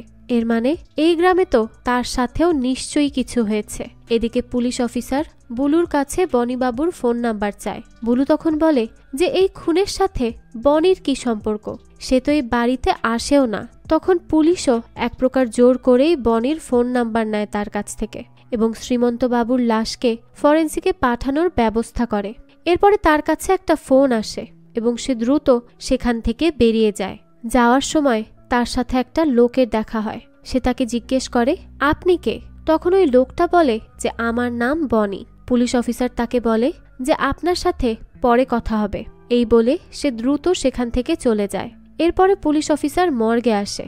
সেখানকার ডাক্তার তাকে দুটো চাবি দেখায় আর বলে এই দুটো চাবি এই দুজনের পেট থেকে পাওয়া গেছে। তাদেরকে এই চাবি জোর করেই গেলানো হয়েছে। পুলিশ অফিসার তখন চাবিটা দেখে আর এটা দেখে সে অবাক হয়ে যায়। সে বলে যে এমন কাজ কে করতে পারে? এরা তো আমার চাকরি খেয়েই ছাড়বে দেখছি। এরপরেই পুলিশ অফিসার মনোজিৎ হালদার ঠাকুর বাড়িতে আসে। সে সবাইকে ওই চাবি দুইটা দেখায়। সে তাদেরকে বলে যে চাবি দুইটি আপনারা কি চিনতে পারছেন? চিনতে পারলে দয়া করে বলুন। কিন্তু কেউই কিছুই বলে না। তখন পুলিশ অফিসার অনেক অবাক হয় আর বলে যে আশ্চর্য ব্যাপার, কেউ আপনাদের বাড়ির লোকের পেটে চাবি ঢুকিয়ে দিয়েছে আর আপনারা চিনতেই পারছেন না। আপনাদের আর এক ছেলে শ্রীমন্ত বাবুর পেটেও চাবি পাওয়া যাবে বলেই মনে হচ্ছে। আর এই চাবি দুইটি একই তালার। চাবি দুটি একই দেখুন, অর্থাৎ ডুপ্লিকেট চাবি। তখন বিদিশাও বলে যে তোমরা যদি চাবিটি চিনতে পারো তাহলে বলো না প্লিজ। আসলে চাবিটি সবাই চিনতে পেরেছিল কিন্তু কেউই কিছু বলছিল না। তখন পুলিশ অফিসার তাদের আরও চাপ দেয় আর বলে যে দেখুন এই চাবিতে কিন্তু আরও 3টি লোকের প্রাণ ঝুলছে। আপনারা প্লিজ চুপ করে থাকবেন না। আপনারা বলুন এই চাবিটি কোথাকার? তখন রুবিনাও সেখানে আসে। সেও তাদের কথা শোনে। এরপরে লাবণ্য চাবিটি দেখতে চায়। সে ভালো করে দেখে বলে যে এটি তো চিলেকোঠা ঘরের চাবি। তখন সে জনার্দন আর শারদাকে দেখে নিশ্চিত হয়ে বলে যে এটি চিলেকোঠারই চাবি। তখন রুবিনা চিলেকোঠার নাম শুনে অজ্ঞান হয়ে যায়। সবাই তো এটা দেখে শকড যে কি হলো, চিলেকোঠার নাম শুনে সে অজ্ঞান হয়ে যাবে কেন? এরপর পুলিশ অফিসার লাবণ্য আর শারদা দেবী এই 3 জন মিলে চিলেকোঠার ঘরে আসে। তখন তারা পুলিশ অফিসারকে বলে যে কিছুদিন আগে তাদের এই ঘরের একটা চাবি চুরি হয়েছিল। পুলিশ অফিসার বলে যে যখন চুরি হয়েছিল তখন আপনারা এই ব্যাপারটা থানায় জানাননি কেন? লাবণ্য বলে যে সামান্য কয়টা থালা বাসনই তো চুরি হয়েছে, এর জন্য আর থানা পুলিশ করব কেন? তখন পুলিশ অফিসার বলে যে থালা বাসন চুরি করা তো লোক দেখানো, আসলে তার এই ঘরের চাবিটাই চুরি করা উদ্দেশ্য ছিল। পুলিশ অফিসার তাদের জিজ্ঞেস করে যে এর আগে এই ঘরে কে থাকতো? তখন লাবণ্য বলে যে কিছুদিন আগে জনার্দন থাকতো আর তার আগে ওই হতভাগা নবীন থাকতো, যাকে বের করে দেওয়া হয়েছিল। পুলিশ অফিসার জিজ্ঞেস করে যে কেন তাকে বের করে দেওয়া হয়েছিল? তখন তারা বলে যে পার্বণীর সাথে তার অবৈধ সম্পর্ক ছিল, তাই তাকে বের করে দেওয়া হয়েছে। পুলিশ অফিসার এই কথা শুনে লাবণ্য দেবীকে ধন্যবাদ জানায়, কারণ এগুলো বাড়ির কেউই তাকে বলতো না। এরপরে রুবিনাকে দেখানো হয়। তখন সে সিঁড়ি পেয়ে উপরের চিলেকোঠার ঘরে আসছিল। হঠাৎই সে দেখে যে সে যখন ছোট ছিল তখন সে চিলেকোঠার ঘরেই বসেছিল আর 3 জন লোক তাকে দেখে হাসছিল। এরপরেই তার ঘুম ভেঙে যায়, অর্থাৎ এতক্ষণ সে স্বপ্ন দেখছিল। টিয়া তাকে এভাবে দেখে জিজ্ঞেস করে যে তোমার কি হয়েছে, তুমি এমন কেন করছো? রুবিনা বলে যে সে জানে না তার কি হচ্ছে। তখন পুলিশ অফিসার তার কাছে আসে। পুলিশ অফিসার রুবিনাকে জিজ্ঞেস করে যে চিলেকোঠার ঘরে এমন কি আছে যা শুনে সে অজ্ঞান হয়ে গিয়েছিল। তখন রুবিনা অনেক মনে করার চেষ্টা করে কিন্তু সে কিছুই মনে করতে পারে না। এরপরে বুলু আর তার হাজবেন্ড বনিকে দেখানো হয়। বুলু তখন তাকে জিজ্ঞেস করে যে সে কেন এখানে এসেছে। বনি বলে যে ফোনে আমি ছোটনের মৃত্যুর খবর শুনলাম। তুমি তো জানো ছোটবেলা থেকে আমি ওকে কত স্নেহ করতাম, তাই ওর চলে যাওয়ার কথা শুনে আমার খুব খারাপ লেগেছে, সেজন্যই তো আমি দ্রুত এখানে চলে এসেছি। তখন বুলু বলে যে আমি তো তোমাকে আরো একজনের আসার খবর দিয়েছি, ওকেই তো তুমি সবচেয়ে বেশি পছন্দ করতে, তাই না? ওকে দেখতেই আসনি তো? এর মানে বুলু পার্বণীর কথাই বলছে। এদিকে পুলিশ অফিসার টিয়াকে প্রশ্ন করে। সে তাকে জিজ্ঞেস করে যে সে এই নবীন, চিলেকোঠা আর রুবিনা এই সম্পর্কে কিছু জানে কিনা। জানলে যেন সে দয়া করে তাকে বলে দেয়, কারণ এতে তার বাড়ির লোকেরই প্রাণ বাঁচবে। তখন টিয়া বলে যে সে ছোটবেলা থেকেই দার্জিলিংয়ের বোর্ডিং স্কুলে পড়তো, তাই এই বাড়ির ব্যাপারে সে তেমন কিছুই জানে না। একবার ছুটিতে এসে সে দেখেছিল যে নবীন দাদাকে বাড়ি থেকে বের করে দেওয়া হয়েছে, আর সেদিন থেকে সে পার্বণীকেও দেখেনি। এরপরে পুলিশ অফিসার টিয়াকে বুলু আর বনি বাবুকে ডাকতে বলে। এরপরে টিয়া বুলুর ঘরের দরজায় নক করে। পুলিশ অফিসার তোমাদের ডাকছে।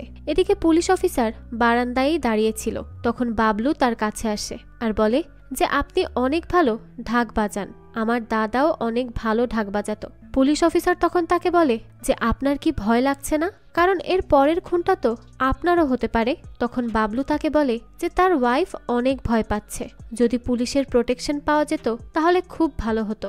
এরপর পুলিশ অফিসারের কাছে একটি ফোন আসে। ফোনে কথা বলার পর সে বলে যে আপনার দাদার পেটেও ওই চাবিটি পাওয়া গেছে, এবার তো চাবির রহস্য বলুন। তখন বিদিশাও এসে তাকে ফোর্স করতে থাকে। তখন বাবলু ভাবে যে ওই ঘরে তো পার্বণী নগ্ন অবস্থায় ছিল, কিন্তু সে কিছুই বলে না। এরপরে সেখানে বুলু আর বনি আসে। পুলিশ অফিসার বনিকে বলে যে শুনলাম আপনি আশেপাশেই থাকেন আর 2 দিন আগে আপনাকে এখানে দেখা গেছে। তখন বনি বলে যে সে তো আজই এসেছে, তাকে কেউ হয়তো ভুল ইনফরমেশন দিয়েছে। পুলিশ অফিসার তাকে বলে যে এই বাড়ির লোক তার বাবাকে মাইনে দিত কেন। পুলিশ অফিসার আসলে তাকে সন্দেহ করছিল, এই জন্যই তাকে এত প্রশ্ন করতে থাকে। তখন বনি তার পুরো কাহিনী বলতে লাগে। তার বাবা এই বাড়ির ড্রাইভার ছিল আর সে এই বাড়িতে বহু বছর কাজ করেছে। এরপর সে বলে ছোটবেলায় আমি অনেক ভালো ছাত্র ছিলাম, সব ক্লাসে ফার্স্ট হতাম, তাই বৈকুণ্ঠবাবু আমাকে বললেন যে তার মেয়ে বুলুকে ইংরেজি আর অঙ্ক দেখাতে। তখন থেকে আমি বুলুকে ইংরেজি আর অঙ্ক পড়াতাম, কিন্তু তখন আমি একটি ভুল কাজ করি। বুলু আমাকে প্রেমের প্রস্তাব দেয়, আমি তাকে অনেক বারণ করেছিলাম, কিন্তু বুলু অনেক জেদি ছিল, তাই আমরা প্রেমের সম্পর্কে জড়িয়ে পড়ি। আর আমি এমন একটা কাজ করি যেটা আমার জীবনের সবচেয়ে বড় ভুল ছিল। আমি জানতাম আমাদের সম্পর্ক কেউ মানবে না, তাই আমরা লুকিয়ে মন্দিরে গিয়ে বিয়ে করে ফেলি আর কলকাতায় পালিয়ে যাই। এই জন্য আমি আজও অনেক রিগ্রেট করি। পুলিশ অফিসার তখন তাকে জিজ্ঞেস করে যে কলকাতায় পালিয়ে যাওয়ার জন্য আপনি রিগ্রেট করেন কেন। তখন বনি বলে যে আমি যখন পালিয়ে গেলাম তখন বৈকুণ্ঠ বাবু আমার বাবাকে অনেক জেরা করলেন, আমার বাবাকে পুলিশেও দিয়ে দিলেন আর অনেক অত্যাচার করালেন। আমার একটি ছোট বোনও ছিল। হঠাৎই একদিন সে বাড়ি আসে না। পরের দিন দেখা যায় পুকুর ঘাটে তার লাশ পাওয়া গিয়েছে। কেউ তাকে গলা টিপে হত্যা করেছিল। ছেলে পালিয়ে গেছে আর মেয়ে মারা গেছে। এই শোকে তার বাবা মাও নিজেদেরকে শেষ করে দেয়। এই সব শুনে পুলিশ অফিসার তাকে বলে যে আপনার তো এই বাড়ির লোকের উপর অনেক প্রতিশোধ নেওয়ার আছে, আপনিই হয়তো এই কাজগুলো করেছেন। তখন বনি বলে যে ইচ্ছা থাকলেও অনেকের সাহসে তা কুলায় না, আর যদি আমার প্রতিশোধ নেয়ার কোনো ইচ্ছা হতো তাহলে সেটা বুলু অনেক আগেই জানতে পারত, আর প্রতিশোধ নিতে হলে আমি পুরোহিত বাবুকে কেন মারব। তখন বুলু বলে পুরোহিত বাবুকে তো একজন মহিলা মেরেছে। এরপরে পুলিশ অফিসার তাকে এই বাড়ি আর নবীনের ব্যাপারে জিজ্ঞেস করে। বনি এই শুনে বলে যে এই বাড়িতে অনেক পাপ লুকিয়ে আছে, এর বেশি আমি আপনাকে কিছুই বলবো না। পুলিশ অফিসার তাকে তখন কাল বিকাল পর্যন্ত সময় দেয়। এর মধ্যে সে যদি কিছু না বলে তাহলে পুলিশ তাকে গ্রেফতার করবে। তখনই সেখানে রুবিনা আসে। সে সেখানে বনিকে বলে বনিদা কেমন আছো। এরপরে পুলিশ অফিসার সেখান থেকে চলে যায় আর বলে যায় যে এবার থেকে আপনাদের বাড়িতে 2 জন কনস্টেবল মোতায়েন করা থাকবে। এরপর পুলিশ অফিসার কাকলির সাথে দেখা করে। সে কাকলিকে বলে যে এবার এই বাড়িতে হয়তো বাবলু খুন হতে পারে, তাই পুলিশ অফিসার কাকলিকে দায়িত্ব দেয় যেন সে বাবলুর উপর ছায়ার মতো নজর রাখে। কাকলিও বলে ঠিক আছে, আমি এটা পারবো, আমি এই দায়িত্ব নিতে পারবো। এদিকে বাড়ির সবাই অনেক চিন্তিত ছিল। তখনই নতুন পুরোহিত বাবু আজকের পুজোর কথা বলে। সবাই বলে এর মধ্যে পুজো করাটা কি ঠিক হবে। তখন পুরোহিত বাবু বলে আজকে সন্ধি পুজো, আর এই সন্ধি পুজো না করলে ঘোর অমঙ্গল হবে। তখন মুন্নি তিন্নিকে জিজ্ঞেস করে যে সন্ধি পুজো কি। তখন পুলিশ অফিসার এসে সন্ধি পুজোর সম্পর্কে বলতে থাকে যে এটি অষ্টমী আর নবমীর মধ্যখানে হয়। এই পুজোর লগ্নের সময় মায়ের চোখের দিকে তাকাতে নেই, কারণ এই সময় মায়ের মনে কোনো মায়া মমতা থাকে না। পুরোহিত মশাই তখন সন্ধি পুজোর লগ্ন বলে দেয়। তখন পুলিশ অফিসার বাবলুকে এই সময় সাবধানে থাকতে বলে। এই বলে সে সেখান থেকে চলে যায়। এরপরে দেখা যায় বনি বুলুকে ডিভোর্স পেপার দেয় আর বলে সে তার রিলেশনের ব্যাপারে সব জানে। আসলে অভিষেক নামের একটি ছেলের সাথে বুলুর রিলেশনশিপে আছে, আর বুলুর ছেলেটিও ওই অভিষেকের, বনির নয়। এরপর আমাদের বৈকুণ্ঠ বাবুকে দেখানো হয়। সে ঘুমাচ্ছিল। তখন তার কাছে বাবলু আসে। সে অনেক ড্রিঙ্ক করেছিল। বৈকুণ্ঠ বাবু তখন তাকে অনেক বকে আর বলে যে তোর এত বড় সাহস, তুই আমার সামনে ড্রিঙ্ক করে এসেছিস। তখন বাবলু বলে যে এ তো সামান্য বিষয়, আমরা তো একসাথে কত খারাপ কাজ করেছি, সব কি ভুলে গেছো বাবা? তাদের কথাবার্তা সেখানে দাঁড়িয়ে সারদা দেবীও শুনছিলেন। এরপরই পুজো শুরু হয়। সবাই পুজোর জায়গায় একসাথে ছিল। কাকলিও বাবলুর উপর নজর রাখছিল, কিন্তু হঠাৎই এখানে কারেন্ট চলে যায়। সবাই অনেক ভয় পায় তখন, আর একে অপরের হাত ধরতে বলে। এরপরই দেখা যায় লাইট চলে আসে। সবাই তখন বাবলুকে খোঁজে। বাবলু তো সেখানেই ছিল, কিন্তু হঠাৎই টিয়া খেয়াল করে যে বুলু আর বনি সেখানে নেই। সবাই তখন বুলু আর বনিকে খোঁজে। তখনই সেখানে পুলিশ অফিসার মনোজিৎ হালদারও চলে আসে। তারা বাইরে এসে বুলুর লাশ দেখতে পায়। বুলুর লাশ দেখতে পেয়ে সবাই তো পুরো হতবাক যে এটা কি হলো। তখন পুলিশ অফিসার বুলুর মুখ থেকে কাগজ বের করে, যাতে লেখা ছিল পর্ব 2। তখন তা দেখে বাবলু অনেক অবাক হয়ে যায়, কারণ এর কিছুক্ষণ আগেই সে পার্বণীকে এসে জিজ্ঞেস করে গিয়েছিল যে সে ফিরে এসে এমন কেন করছে। বাবলু তখন মদ খেয়ে মাতাল অবস্থায় ছিল। তখন পার্বণী তাকে বলে যে তোমরা কিছুই আটকাতে পারবে না। বাবলু তখন পার্বণীকে মেরে ফেলার হুমকি দেয়। এই শুনে পার্বণী বলে যে পার্বণী তো সেদিনই মরে গেছে, আর এখন বেঁচে আছে রুবিনা। আমাকে মারার চেষ্টা করে দেখতে পারো, কিন্তু রুবিনাকে মারা এত সহজ নয়। এরপরে সবাই বনিকে খোঁজাখুঁজি করে। সবাই বলে যে বনি কোথায়? তখন মনোজিৎ হালদার বলে যে সে এখান থেকে চলে গিয়ে এই বাড়ির পেছনে লুকিয়েছিল।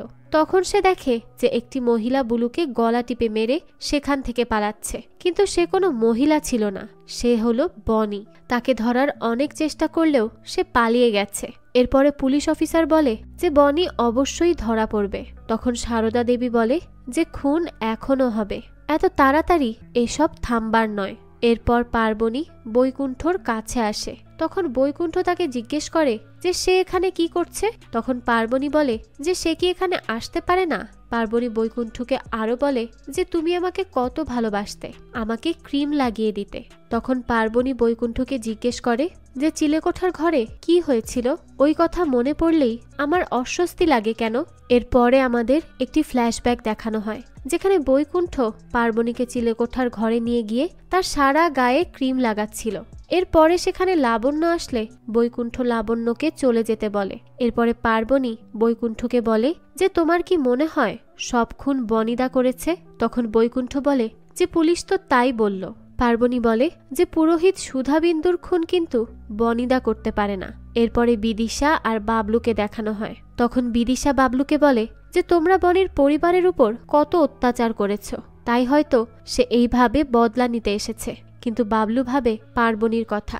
সে আর তার ভাই শ্রীমন্তও তো পার্বণীর সাথে ওই কাজ করত যেটি তার বাবা করত। তারা পার্বণীকে অনেক শারীরিক নির্যাতন করত। এদিকে পার্বণীকে দেখানো হয় সে তার ব্যাগ গোছাচ্ছিল। তখন টিয়া তার কাছে আসে আর বলে যে তুমি কি চলে যাবে? তখন পার্বণী বলে যে সে তো শুধু গহনাগুলোই ফেরত দিতে এসেছিল, এগুলো দেওয়া হয়ে গেছে, এখন তো আমার চলে যাওয়াই ভালো। এরপরে টিয়া তাকে জিজ্ঞেস করে যে তোমার কি মনে হয় যে বনি দাদাই এই খুনগুলো করেছে? তখন পারু বলে যে বনিদা তার জীবনে দেখা একজন পবিত্র মানুষ। এরপরে পার্বণী একটি ফ্ল্যাশব্যাক মনে করে। সে বনির কাছে ঠাকুর বাড়ির সব কথা বলে দেয়। বনি তখন বলে যে সে এই ব্যাপারে বুলুর সাথে কথা বলবে, কিন্তু সেদিন বুলুও পার্বণীকে অনেক অত্যাচার করে আর বলে যে এই বাড়ির কথা বাইরে কাউকে বললে তোর জিহ্বা টেনে ছিঁড়ে দিব। সেদিন পার্বণী তার মাকে বলে যে তারা একসাথে নিজেদেরকে শেষ করে দিলে হয় না। তখন তার মা বলে যে সে পারবে না, তার অনেক ভয় লাগে। কিন্তু পার্বণী বলে যে সে মরতেও পারে আবার মারতেও পারে। এরপরে দৃশ্য বর্তমানে আসে। রাতের বেলা দেখানো হয় যে রুবিনা তার ঘর থেকে পানি আর একটি খাবারের বাক্স নিয়ে বাইরে আসে। তখনই কাকলি তাকে দেখে ফেলে আর সে তার ভিডিও করে। রুবিনা লুকিয়ে লুকিয়ে একটি ঘরে আসে। সেখানে বনি ছিল, তার হাত পা বাঁধা ছিল। তখন রুবিনা তাকে বলে যে তোমার অনেক খিদে পেয়েছে তাই না বনিদা, আমি তোমার জন্য খাবার নিয়ে এসেছি। তখনই আমাদের একটা ফ্ল্যাশব্যাক দেখানো হয়, আমাদেরকে পার্বণীর ছোটবেলার দৃশ্য দেখানো হয়। পার্বণীকে সবাই অনেক ফিজিক্যালি টর্চার করত, তাই পার্বণী অনেক কষ্ট পেত। সে একদিন গোসল করছিল, তখন তার কলের পানি বন্ধ হয়ে যায়। সেই সময় সেখানে টুবলু অর্থাৎ শ্রীমন্ত আসে। সে এসে তাকে বলে যে পানি বেরোচ্ছে না, বেরোবে কি করে, আমি তো পানির লাইন বন্ধ করে দিয়েছি, তুই পারলে ছাদে গিয়ে পানির লাইন খুলে নে, আমি তো খুলে দিতে পারবো না। তখনই শ্রীমন্ত পার্বণীর জামা নিয়ে নেয়, আর পার্বণী তখন আর কোনো উপায় না পেয়ে গামছা গায়ে জড়িয়ে ছাদে যায়। তখনই সেখানে শ্রীমন্ত আসে আর তাকে একটি ঘরে নিয়ে যায় আর তার মুখ খুলতে বলে। সে কি করতে চাইছে তা আমরা বুঝতেই পারছি। এরপরে সেই ঘরে নবীনকে দেখানো হয়। সে বুলু আর বাবলুর কাছে অনেক ক্ষমা চাইছিল। সে বলছিল যে সে কিছুই করেনি। তখন বাবলু তাকে বলছিল চৌধুরী বাড়ির চাকররা এভাবে মেলামেশা করলে শাস্তি তো পেতেই হবে। এই বলে সে নবীনকে বেল্ট দিয়ে অনেক মারতে থাকে। এরপরে বৈকুণ্ঠ চৌধুরী এসে তাকে পাশের ঘরে বন্দি করে রাখতে বলে আর সবাইকে বের করে পার্বণীকে বলে যে তুই এই কাজ কেন করলি। এরপরে সে দরজা বন্ধ করে দেয়। সে পার্বণীর সাথে কি করবে তা আর আমাদের বুঝতে বাকি থাকে না। এরপরে দৃশ্য বর্তমানে আসে। কাকলি পুলিশ অফিসার মনোজিৎ বাবুকে রুবিনার কাল রাতের ভিডিওটি দেখায়। তখন মনোজিৎ বাবু বলে যে তার বাথরুম পেয়েছে। এই বলে সে একটু বাইরে যায়। এদিকে পার্বণী বনির কাছে। তখন বনি তাকে বলে যে তুই এমন কেন করছিস, একদিন না একদিন তো ধরা পড়তেই হবে। তখন পার্বণী বলে যে আর মাত্র একদিন। এখানে বনির কথা শুনে মনে হয় যে সে কোনো খুন করেনি। এদিকে পুলিশ আবারও কাকলির কাছে আসে। তখন কাকলি তাকে বলে যে ওই ঘরে নিশ্চয়ই কেউ আছে। তখন পুলিশ অফিসার বলে যে বনি আছে ওই ঘরে। কাকলি বলে যে আপনি চেক করতে যাবেন না। পুলিশ অফিসার বলে এখন আর গিয়ে লাভ নেই, এতক্ষণে নিশ্চয়ই সে এখানে নেই। সে আরো বলে যে একজন স্পেশাল পুলিশ অফিসার আসবে এই কেস ইনভেস্টিগেশনের জন্য, সে তাকেই রিসিভ করতে যাচ্ছে। এই বলে সে সেখান থেকে চলে যায়। সে সেখান থেকে যাওয়ার কিছুক্ষণ পরেই আমরা দেখি যে সেখানে সে স্পেশাল পুলিশ যার নাম রিজু চ্যাটার্জি সে থানায় আসে। তখন সে ঠাকুর বাড়ির ঠিকানা জানতে চায়। কাকলি তাকে বলে যে সে তাকে ঠাকুর বাড়িতে নিয়ে যাবে। এদিকে মনোজিৎ হালদার ঠাকুর বাড়িতে আসে আর সবাইকে নিচে ডাকে। সবাই তার কথা শুনে নিচে আসলে সে তাদেরকে বলে যে একজন স্পেশাল অফিসার আসবে তাদের বাড়ির খুনের তদন্ত করার জন্য। তখন কাকলি আর রিজু চ্যাটার্জি এখানে আসে। কাকলি অলরেডি রিজু চ্যাটার্জিকে রুবিনার গতকালের সেই ভিডিওটি দেখিয়েছিল। মনোজিৎ তখন তাকে জিজ্ঞেস করে যে কে সে। তখন রিজু তার পরিচয় দেয়। রিজু চ্যাটার্জি রুবিনাকে জিজ্ঞেস করে যে রাতে সে খাবার নিয়ে ওই ঘরে কেন গিয়েছিল। রুবিনা বলে যে রাতে তার ঘুম আসছিল না, তাই এই বাড়ির এদিক ওদিক তার স্মৃতি মনে করার চেষ্টা করছিল সে। তখন লাবণ্য তাকে জিজ্ঞেস করে ওই ঘরের চাবি তুমি কোথায় পেলে। তখন রুবিনা বলে যে শ্রীমন্ত দাদা তাকে ওই ঘরের চাবি দিয়েছিল। পুলিশরা তখন ওই ঘরের তদন্ত করে কিন্তু কিছুই পায় না। এরপরে রিজু চ্যাটার্জি মনোজিৎ হালদারকে বলে রুবিনার উপর ভালোভাবে নজর রাখার জন্য, কারণ সে খুবই রহস্যময় আর এই নবারণ রুইদাসকে ধরার জন্য সে ফোর্স রেডি করছে, অর্থাৎ তারা বনির কথা বলছিল। এরপরে পার্বণী বনির কাছে আসে।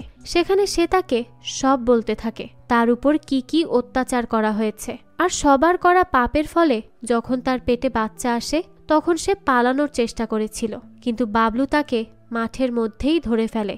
সেখানে সে তাকে অনেক খারাপ কথা বলে আর মাঠের কাকতারুয়ার সাথে তার বিয়ে দেয়। এরপরে বাবলু আর তাদের বাবার কথা সুধাবিন্দুও জানতে পারে। তখন সে তাদের বুদ্ধি দেয় এই বলতে যে নবীনের সাথে পার্বণীর অবৈধ সম্পর্ক আছে।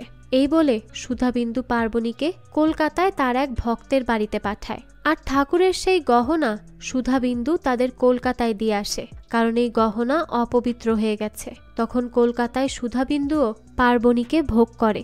এরপরে বনি পার্বণীর কাছে জানতে চায় যে ছোটনকে সে কেন মারল। সে তো কোনো দোষ করেনি আর সে তো উল্টো তাকে ভালোই বাসত। তখন পার্বণী ছোটনের কথাও বলে। যেদিন পার্বণীকে সারদা মারছিল তখন পার্বণী ছোটনকে সব বলতে বলেছিল, কারণ সে এই সবই জানত, কিন্তু ছোটন কিছুই বলেনি। এরপরে পার্বণীকে যেদিন বের করে দেওয়া হচ্ছিল সেদিনও ছোটন পার্বণীর ঘরে আসে আর তার কাছে ক্ষমা চায়। তখন পার্বণীও তাকে ক্ষমা করে দেয়, কারণ সে ছোট মানুষ, ভয় পেয়েছে। তখন ছোটন তার কাছে এসে বলে যে সে তার পুরো দেহের ছবি আঁকতে চায় আর পার্বণীকে কাপড় খুলতে বলে। পার্বণী তখন তাকে বলে যে তুই কি বলছিস এসব? তখন ছোটন বলে যে আমার বাবা দাদা সবাই তো তোমাকে দেখেছে, আমাকেও একটু দেখতে দাও। এরপরে বনি পার্বণীকে বলে যে তুই আমাকে ঠাকুর বাড়ি থেকে এখানে কিভাবে আনলি? তখন পার্বণী তার হাত পা খুলে জিজ্ঞেস করে যে এখন কয়টা বাজে? বনি বলে 6টা। পার্বণী বলে যে এখনই বাবলু খুন হবে সেই মাঠে। তখন বনি বলে যে বাবলু সেখানে কেন আসবে? তখন পার্বণী বলে তাকে তো নবীন ডেকেছে, সে অবশ্যই আসবে। এরপরে বাবলুকে মাঠে দেখানো হয়, সে নবীন নবীন বলেই ডাকতে থাকে। তখনই একজন তার পেছনে আসে আর তারপরেই বাবলু চিৎকার করে ওঠে। এখানেই দৃশ্য পরিবর্তন হয়। এরপরে দুর্গা ঠাকুর ভাসিয়ে সবাই বিদায় দিতে যাচ্ছিল, তখনই সেখানে কাকলি আর তার টিম চলে আসে আর তারা বলে যে মাঠের মধ্যে বাবলু কাকতাড়ুয়ার কাছে মরে পড়ে আছে। তখন রিজু চ্যাটার্জি তাদের জিজ্ঞেস করে যে তোমরা ওখানে কেন গিয়েছিলে? কাকলি বলে যে মনোজিৎ বাবুই তো তাদেরকে ফোন করে ওখানে যেতে বলল। তখন বৈকুণ্ঠ পুকুর ঘাটে ছিল। সেই সময় হঠাৎ করে মনোজিৎ সেখান থেকে উঠে এসে বৈকুণ্ঠর বুকে ত্রিশূল ঢুকিয়ে দেয় এবং বলতে থাকে আমি নবীন। মনে পড়ে নবীনকে। এরপরে বৈকুণ্ঠ সেখানেই মারা যায়। পার্বণী তখন বৈকুণ্ঠর মুখে উপসংহার লেখা চিরকুটটি রেখে দেয়। এরপরে মনোজিৎ হালদার অর্থাৎ নবীনকে রিজু চ্যাটার্জি অ্যারেস্ট করে। তখন নবীন স্বীকার করে যে এই পর্যন্ত সব খুন সে করেছে। ফ্ল্যাশব্যাকে পুরোহিত, ছোটন, শ্রীমন্ত, বুলু, বাবলু এদের সবাইকে দেখানো হয়। তারা সবাই পার্বণীর উপরে অনেক অত্যাচার করেছে আর তাকেও মিথ্যা দোষ দিয়ে গ্রাম ছাড়া করেছে। সে বলে যে পার্বণী এসবের মধ্যে নেই, সে নির্দোষ। এরপরে পার্বণীকে দেখানো হয় তাকে নজরবন্দি করে রাখা হয়েছিল, তাই সে এখান থেকে পালিয়ে গাড়ির জন্য অপেক্ষা করে। তখন সে মনে করে যে একদিন সে আর নবীন কথা বলছিল। তখন নবীন তাকে বলে যে তার ক্যান্সার ধরা পড়েছে, সে আর বেশি দিন বাঁচবে না। তাই সে ঠিক করে যে মরার আগে সে নিজের আর পার্বণীর উপর হওয়া অত্যাচারের বদলা অবশ্যই নেবে। পার্বণী তখন তাকে অনেক মানা করে, কিন্তু নবীন বলে যে আমাদের উপর হওয়া অন্যায় আমরা সহ্য করব না। এরপরে দেখা যায় পার্বণীকে নিতে গাড়ি আসে আর সে এই পলাশপুর থেকে চলে যায়। আর এখানেই এই গল্পটির সমাপ্তি ঘটে।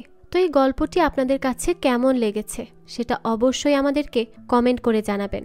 যদি এতটুকুও ভালো লেগে থাকে তাহলে একটি লাইক দিয়ে যাবেন। এরকমই আরও নতুন নতুন গল্পের আপডেট পেতে আমাদের চ্যানেলটিকে সাবস্ক্রাইব করে বেল আইকনে অল দিয়ে রাখতে কিন্তু ভুলবেন না। আজকে তাহলে এই পর্যন্তই, দেখা হচ্ছে নতুন কোনো ভিডিওতে। সেই পর্যন্ত সবাই ভালো থাকবেন। ধন্যবাদ।